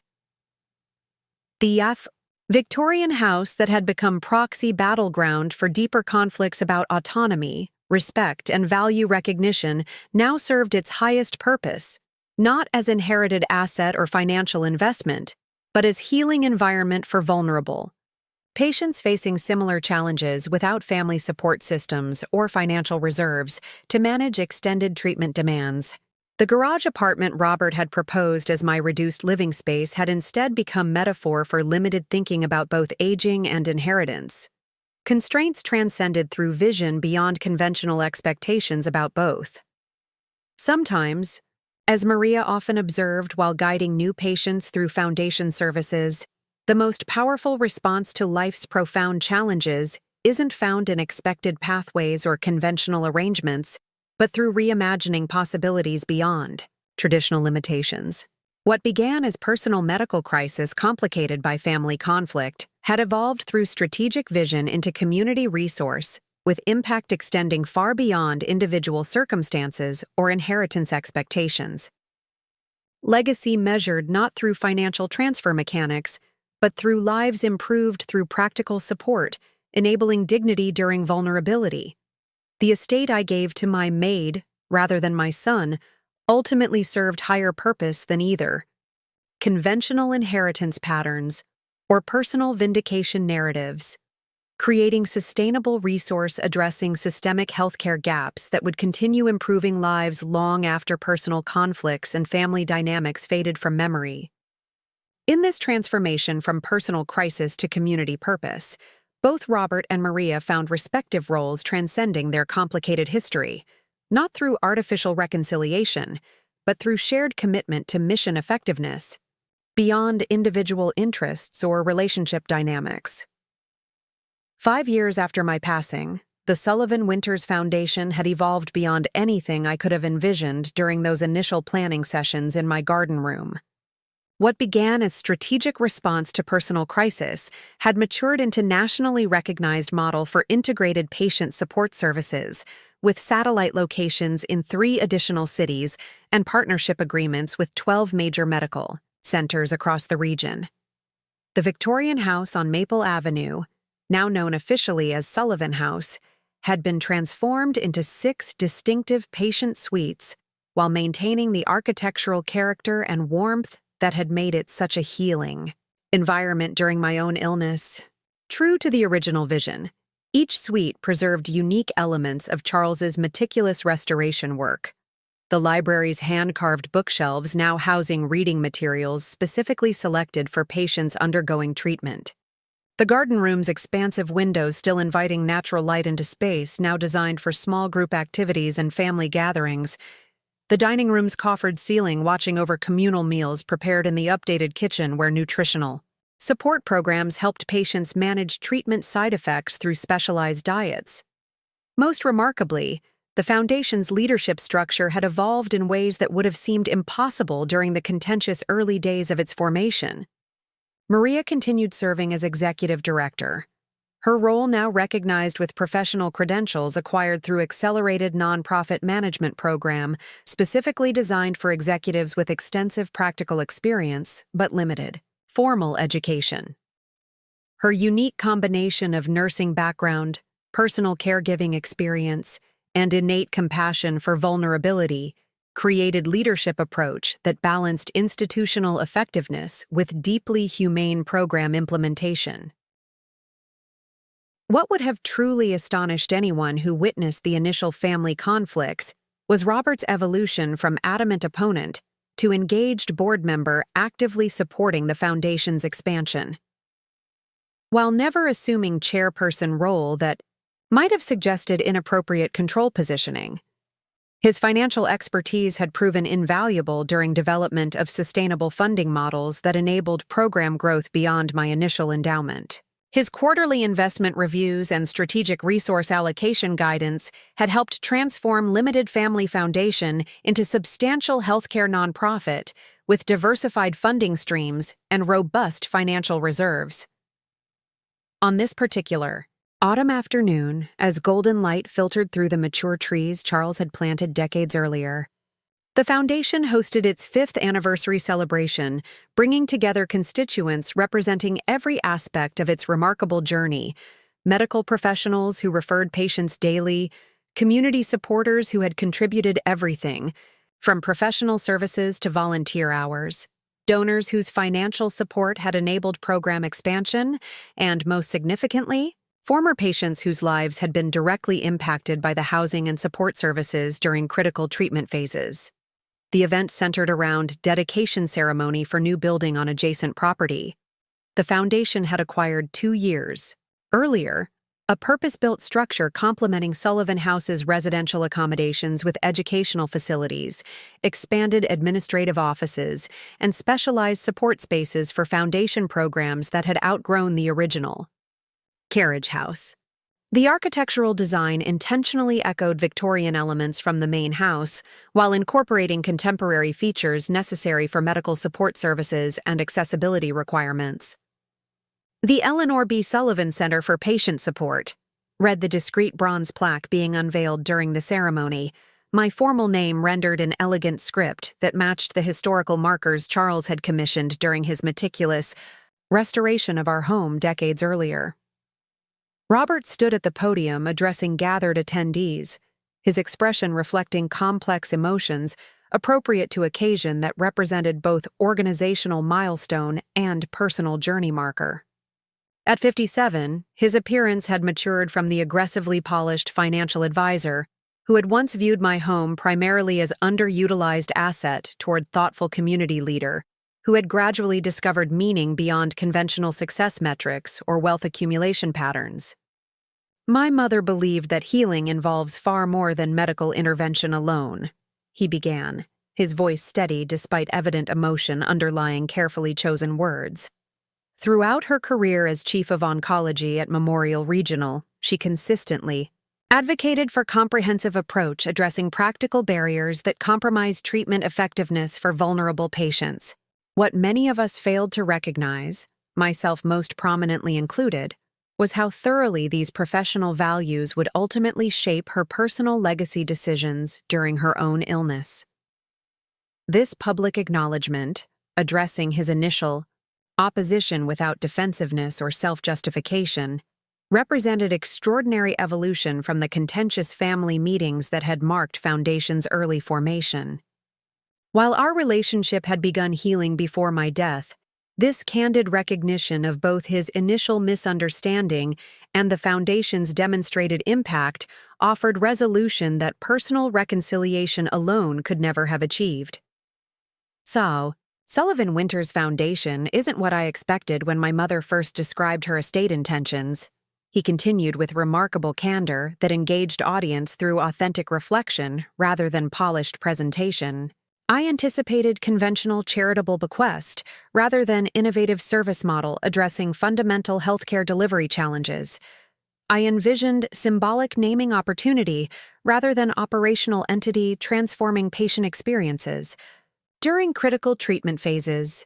Most significantly, I failed to recognize how thoroughly this approach aligned with values she had demonstrated throughout her professional life. As Robert continued outlining Foundation achievements during 5 years of operational growth, Maria watched from side seating area with expression reflecting both professional pride in organizational accomplishments and personal satisfaction. Regarding Robert's evolution from opponent to advocate, their relationship remained primarily collegial rather than personal, defined through shared commitment to Foundation mission rather than artificial friendship narratives that would have contradicted their complicated history. Yet their capacity for effective collaboration, despite persistent differences regarding family obligations and appropriate inheritance patterns, had created sustainable leadership model that transcended personality-dependent operations. The ceremony concluded with presentation featuring video testimonials from patients whose treatment journeys had been directly supported through Foundation services. Jennifer Larson's mother, now 5 years cancer-free, described how stable housing near the medical center had enabled treatment adherence that her oncologist credited for successful outcomes. A young father explained how family support services had allowed his children to visit during extended treatment protocol without financial burden that would have otherwise made such connection impossible. A retired teacher detailed how nutritional support programs had helped manage debilitating side effects that had previously compromised treatment tolerance. These concrete examples, specific lives improved through practical support enabling optimal medical intervention, represented exactly the impact I had envisioned when establishing the foundation. Throughout my medical career, I had witnessed countless patients receiving technically excellent treatment protocols undermined by practical barriers that compassionate support systems could have addressed. The Foundation's demonstrated effectiveness in eliminating these barriers validated both professional values that had guided my medical practice and personal decisions regarding appropriate estate direction during illness. Following formal ceremonies, reception throughout Sullivan House grounds allowed guests to experience both original Victorian residence, now serving as patient accommodations, and new support center expanding Foundation capacity. Guided tours showcased how thoughtful design maintained historical character while incorporating necessary adaptations for contemporary healthcare support functions, preservation and innovation coexisting through intentional balance rather than compromise. Maria led several tour groups through patient suites, explaining how each space combined practical medical support infrastructure with aesthetic elements supporting psychological well-being during treatment vulnerability. Her presentation seamlessly integrated technical healthcare knowledge with deeply humane understanding of emotional needs during medical crisis. Precisely the balanced approach that had made her such effective advocate during my own illness and subsequently valuable Foundation leader. We deliberately preserved unique architectural features in each suite, she explained while showing group through room that had once been Charles's study, now transformed into comfortable accommodation, including discrete medical support capabilities. Within historical framework. Institutional uniformity often compounds vulnerability by erasing individual identity during medical crisis. These distinctive spaces remind patients they remain unique persons with specific histories and preferences, rather than generic diagnosis categories. This philosophy, respecting individuality during medical vulnerability through environmental design as well as service delivery, perfectly captured Foundation's fundamental approach, distinguishing it from both traditional healthcare institutions and conventional charitable organizations. Throughout development, we had intentionally prioritized dignity-centered support, recognizing patients as complete human beings rather than medical circumstances requiring technical intervention or charity cases deserving sympathy. Later that evening, as formal event concluded and only Foundation leadership team remained for private dinner, celebrating organizational milestone, conversation naturally turned toward reflection on extraordinary journey from contentious beginnings through current operational success.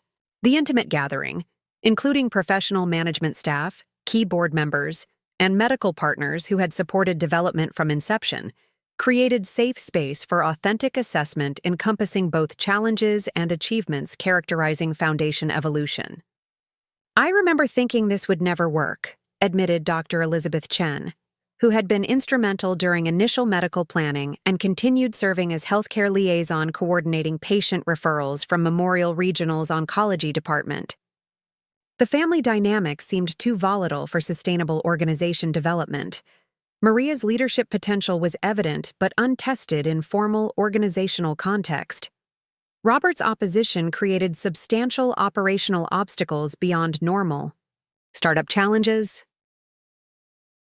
This candid acknowledgement, addressing initial concerns without minimizing subsequent achievements, reflected the Foundation's consistent culture valuing authentic assessment over performance narratives or success mythology. Throughout development, Leadership had prioritized honest evaluation of both strengths and limitations, creating learning organization capable of continuous improvement rather than defensive entity requiring perfect appearance regardless of operational reality.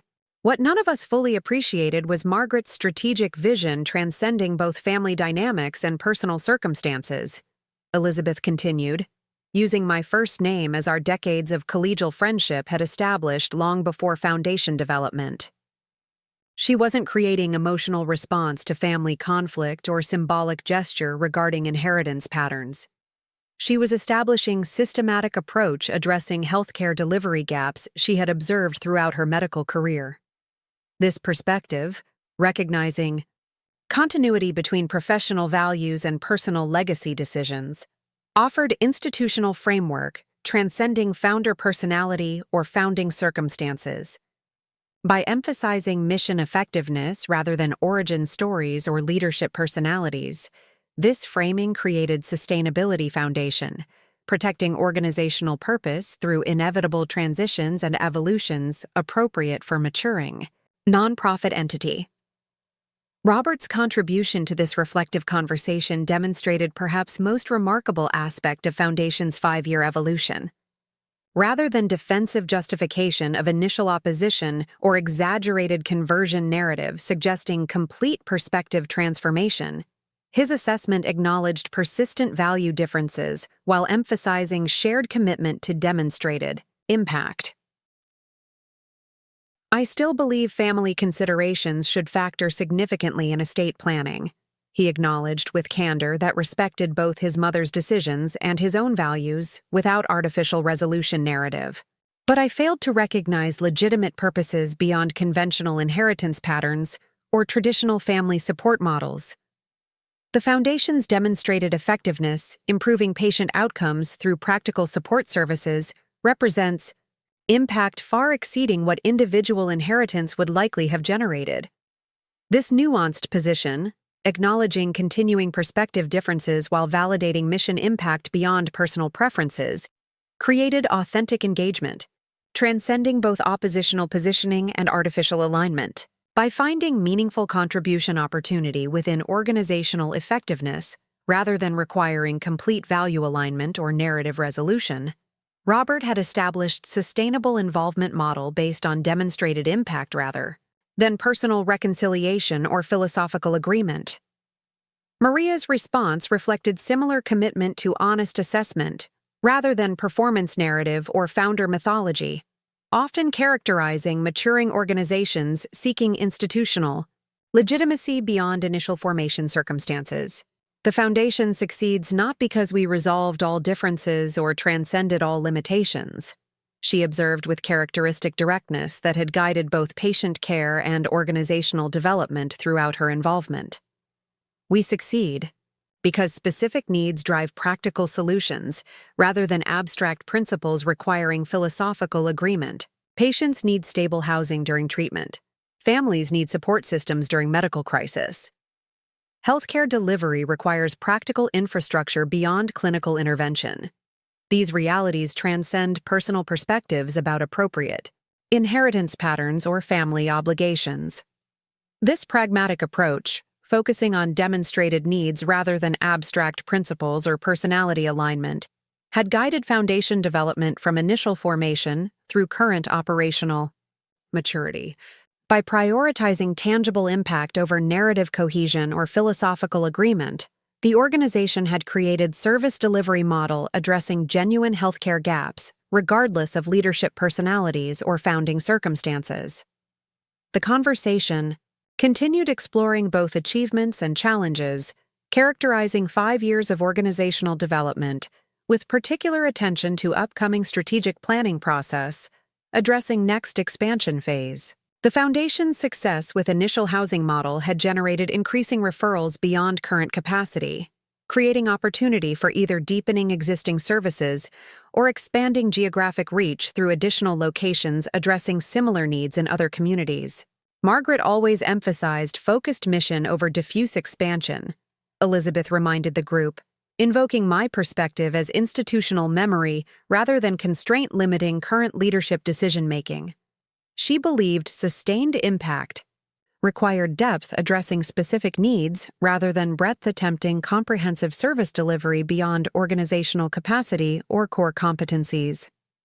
This reference, offering historical perspective without determining current direction, demonstrated healthy founder legacy integration, maintaining values continuity while enabling appropriate adaptation, responding to emerging needs and opportunities. Rather than rigid adherence to initial vision or complete detachment from founding principles, the Foundation had developed balanced approach respecting historical mission, while enabling necessary evolution, ensuring continued relevance and effectiveness. Dinner concluded and leadership team prepared to depart. Robert remained briefly for private conversation with Maria regarding pending financial decisions supporting upcoming strategic planning process. Their interaction, focused on practical operational matters rather than personal relationship development or philosophical alignment, demonstrated the effective collaboration that had developed, despite their complicated history and persistent differences regarding appropriate inheritance patterns or family obligations. The investment committee recommends adjusting portfolio allocations to support potential property acquisition if expansion planning identifies suitable location for satellite operation, Robert explained, reviewing financial projections supporting various growth scenarios under consideration. We can maintain appropriate reserves while creating flexibility for either property investment or program expansion depending on upcoming planning outcomes. Maria's response reflected her evolving financial literacy, complementing long-standing compassionate implementation vision, professional development that had transformed initially reluctant program director into confident organizational leader, managing substantial resources with appropriate stewardship and strategic direction. The patient assessment data suggests greatest unmet need in the Western Service Area, where cancer center expansion has outpaced support infrastructure development, she noted, integrating programmatic understanding with financial planning considerations. Property values remain reasonable in that region compared to alternatives, potentially enabling more comprehensive facility development within available resource parameters. This balanced exchange, financial expertise informing programmatic planning while service delivery insights guiding resource allocation, represented exactly the complementary leadership model I had envisioned during Foundation formation. Rather than requiring artificial relationship repair or philosophical alignment, transcending genuine differences, sustainable operations had developed through mutual respect for complementary capacities, creating effective collaboration despite complicated personal history. As they concluded their discussion and prepared to leave the property that had transitioned from family residence to innovative patient support facility, both paused briefly in garden that still maintained design, elements Charles had established decades earlier. The mature trees now provided shade for patients using outdoor spaces as psychological respite during treatment challenges. The rose varieties he had carefully cultivated continued blooming under Foundation gardener's attentive care. The pathways he had designed now accommodated mobility assistance devices through subtle modifications, preserving aesthetic integrity while enhancing functional accessibility. She would have appreciated this evolution while remaining completely unsurprised by the impact, Robert observed, rare personal reflection interrupting otherwise professional interaction.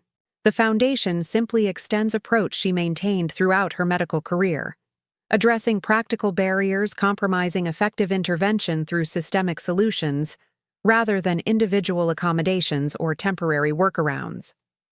This assessment, recognizing continuity between professional values and personal legacy decisions, offered perhaps most meaningful resolution regarding complex family dynamics that had characterized Foundation's early development.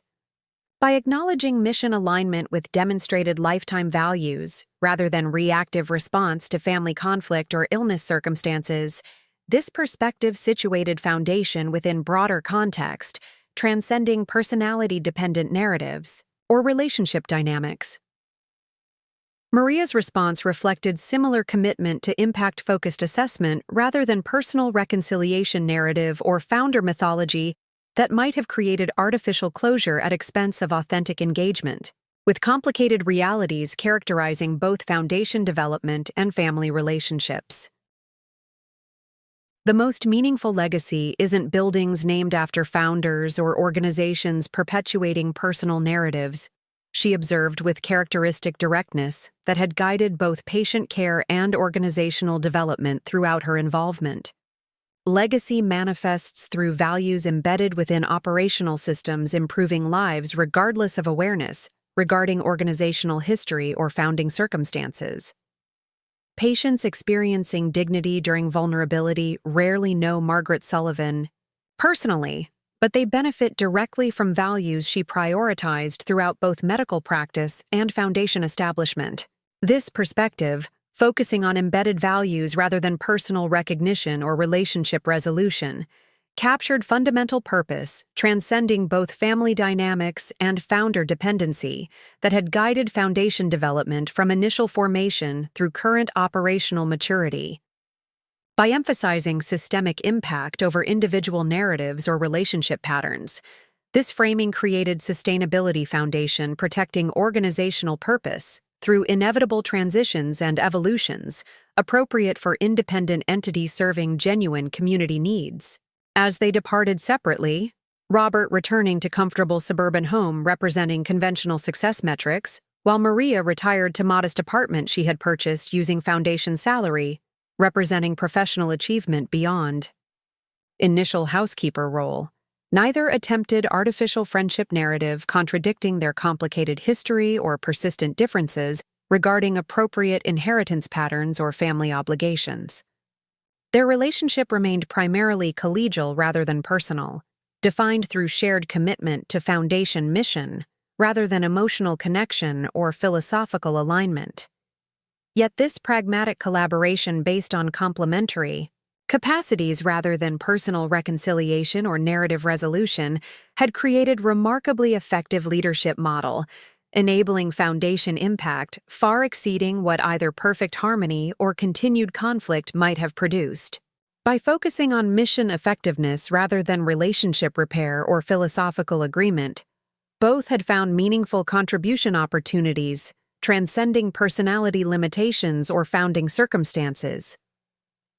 10 years after my passing, as Sullivan Winters Foundation celebrated decade milestone with expanded operations serving over 500 patients annually through multiple locations. Local healthcare publication featured retrospective article examining organizational impact and development trajectory. The balanced assessment, acknowledging both achievements and ongoing challenges characterizing maturing nonprofit entity, offered perspective extending beyond founder narratives or origination circumstances toward sustainable institutional identity based on demonstrated community value. What began as unusual estate decision redirecting family inheritance toward innovative service model has evolved into essential community resource addressing critical healthcare delivery gaps affecting vulnerable patients, noted the comprehensive analysis examining foundation development from contentious beginnings through current operational maturity. While initial attention focused on dramatic founding narrative involving family conflict during illness, the organization's enduring significance derives from demonstrated effectiveness, improving treatment outcomes through practical support services enabling optimal medical intervention. This assessment, prioritizing mission impact over founding circumstances or personality narratives, perfectly captured evolution from personal crisis response to sustainable community resource transcending both family dynamics and founder dependency. What originated through specific estate decisions made during particular illness circumstances had developed institutional identity based on demonstrated effectiveness addressing persistent healthcare needs rather than perpetuating founding narrative or personal legacy protection. Most significantly, foundation operations had effectively integrated complementary leadership capacities despite persistent differences regarding appropriate inheritance patterns or family obligations among key personnel. Maria's compassionate implementation vision complemented by Robert's financial expertise created balanced approach maintaining both mission integrity and resource sustainability through inevitable challenges characterizing nonprofit development. Their capacity for effective collaboration without requiring artificial relationship repair or philosophical alignment had established leadership model transcending personality dependencies or narrative resolution requirements. As Foundation continued, expanding services, addressing evolving healthcare delivery challenges, its fundamental approach remained consistent with values embedded during formation: dignity-centered support respecting individual needs during medical vulnerability through practical assistance enabling optimal treatment adherence and effectiveness. This value's continuity amid operational evolution created sustainability transcending both founding circumstances and current leadership personalities, establishing genuine community resource that would continue improving lives long after personal narratives faded from institutional memory. The estate that I gave to my maid rather than my son ultimately served higher purpose than either conventional inheritance patterns or personal vindication narratives could have achieved, creating sustainable resource addressing systemic healthcare, gaps that continued improving lives decades after personal conflicts and family dynamics ceased having operational relevance. The garage apartment that once represented diminished expectations and restricted autonomy had instead become powerful symbol for thinking beyond conventional limitations about both aging and inheritance, transcending traditional assumptions. Through reimagined possibilities serving genuine community needs, rather than reinforcing established patterns regardless of individual circumstances or values. Sometimes, as patients receiving Foundation services often observed during support group discussions, Maria still personally facilitated. Despite expanding executive responsibilities, life's most profound challenges create unexpected opportunities for legacy impact transcending conventional expectations or traditional arrangements. What began as painful rejection and attempted control during personal vulnerability had evolved through strategic response into community resource with impact extending far beyond individual circumstances or inheritance expectations. Legacy, measured not through financial transfer mechanics, but through lives improved through practical support, enabling dignity during vulnerability. In this transformation from personal crisis to community purpose, both Maria and Robert had discovered meaningful roles transcending their complicated history and persistent differences, not through artificial reconciliation or narrative resolution, but through shared commitment to mission effectiveness beyond individual interests or relationship dynamics. Their capacity for productive collaboration, despite genuine differences, demonstrated perhaps most valuable lesson emerging from Foundation's extraordinary journey. Effective impact doesn't require perfect agreement or relationship harmony, but rather complementary contributions supporting common purpose through mutual respect for distinctive capacities addressing genuine community needs. The Sullivan Winters Foundation continues this mission today, its work expanding beyond its founders while maintaining the core values that inspired its creation. And perhaps that's the most meaningful legacy anyone could hope for, not just buildings bearing our names or assets transferred according to traditional expectations, but values embedded within systems that continue improving lives long after we're gone, addressing genuine needs through practical solutions, transcending both personal limitations and conventional assumptions about appropriate legacy development or inheritance patterns. In giving my estate to my maid, rather than my son, I didn't simply redirect financial assets or reject traditional family obligations. I created sustainable purpose extending professional values into practical community resource addressing, systemic healthcare gaps through innovative service model transcending both personal circumstances and conventional inheritance patterns, legacy measured through lives improved rather than assets transferred, purpose fulfilled rather than obligations met, values extended rather than possessions maintained. Sometimes the most meaningful response to vulnerability isn't found in expected pathways or conventional arrangements, but through reimagined possibilities beyond traditional limitations. When my son tried to move me into his garage during cancer treatment, he unknowingly catalyzed transformation far more significant than either conventional inheritance or attempted control could have achieved. creating legacy measured not through financial transfer mechanics, but through dignity preserved. During vulnerability for countless patients facing similar challenges without necessary support systems or financial resources, that transformation, from personal crisis to community purpose, from individual vulnerability to systemic solution, from conventional inheritance to innovative legacy, represents journey worth sharing not for personal vindication or family drama, but for demonstrating possibilities beyond traditional limitations. When we reimagine purpose beyond expected pathways during life's most challenging transitions.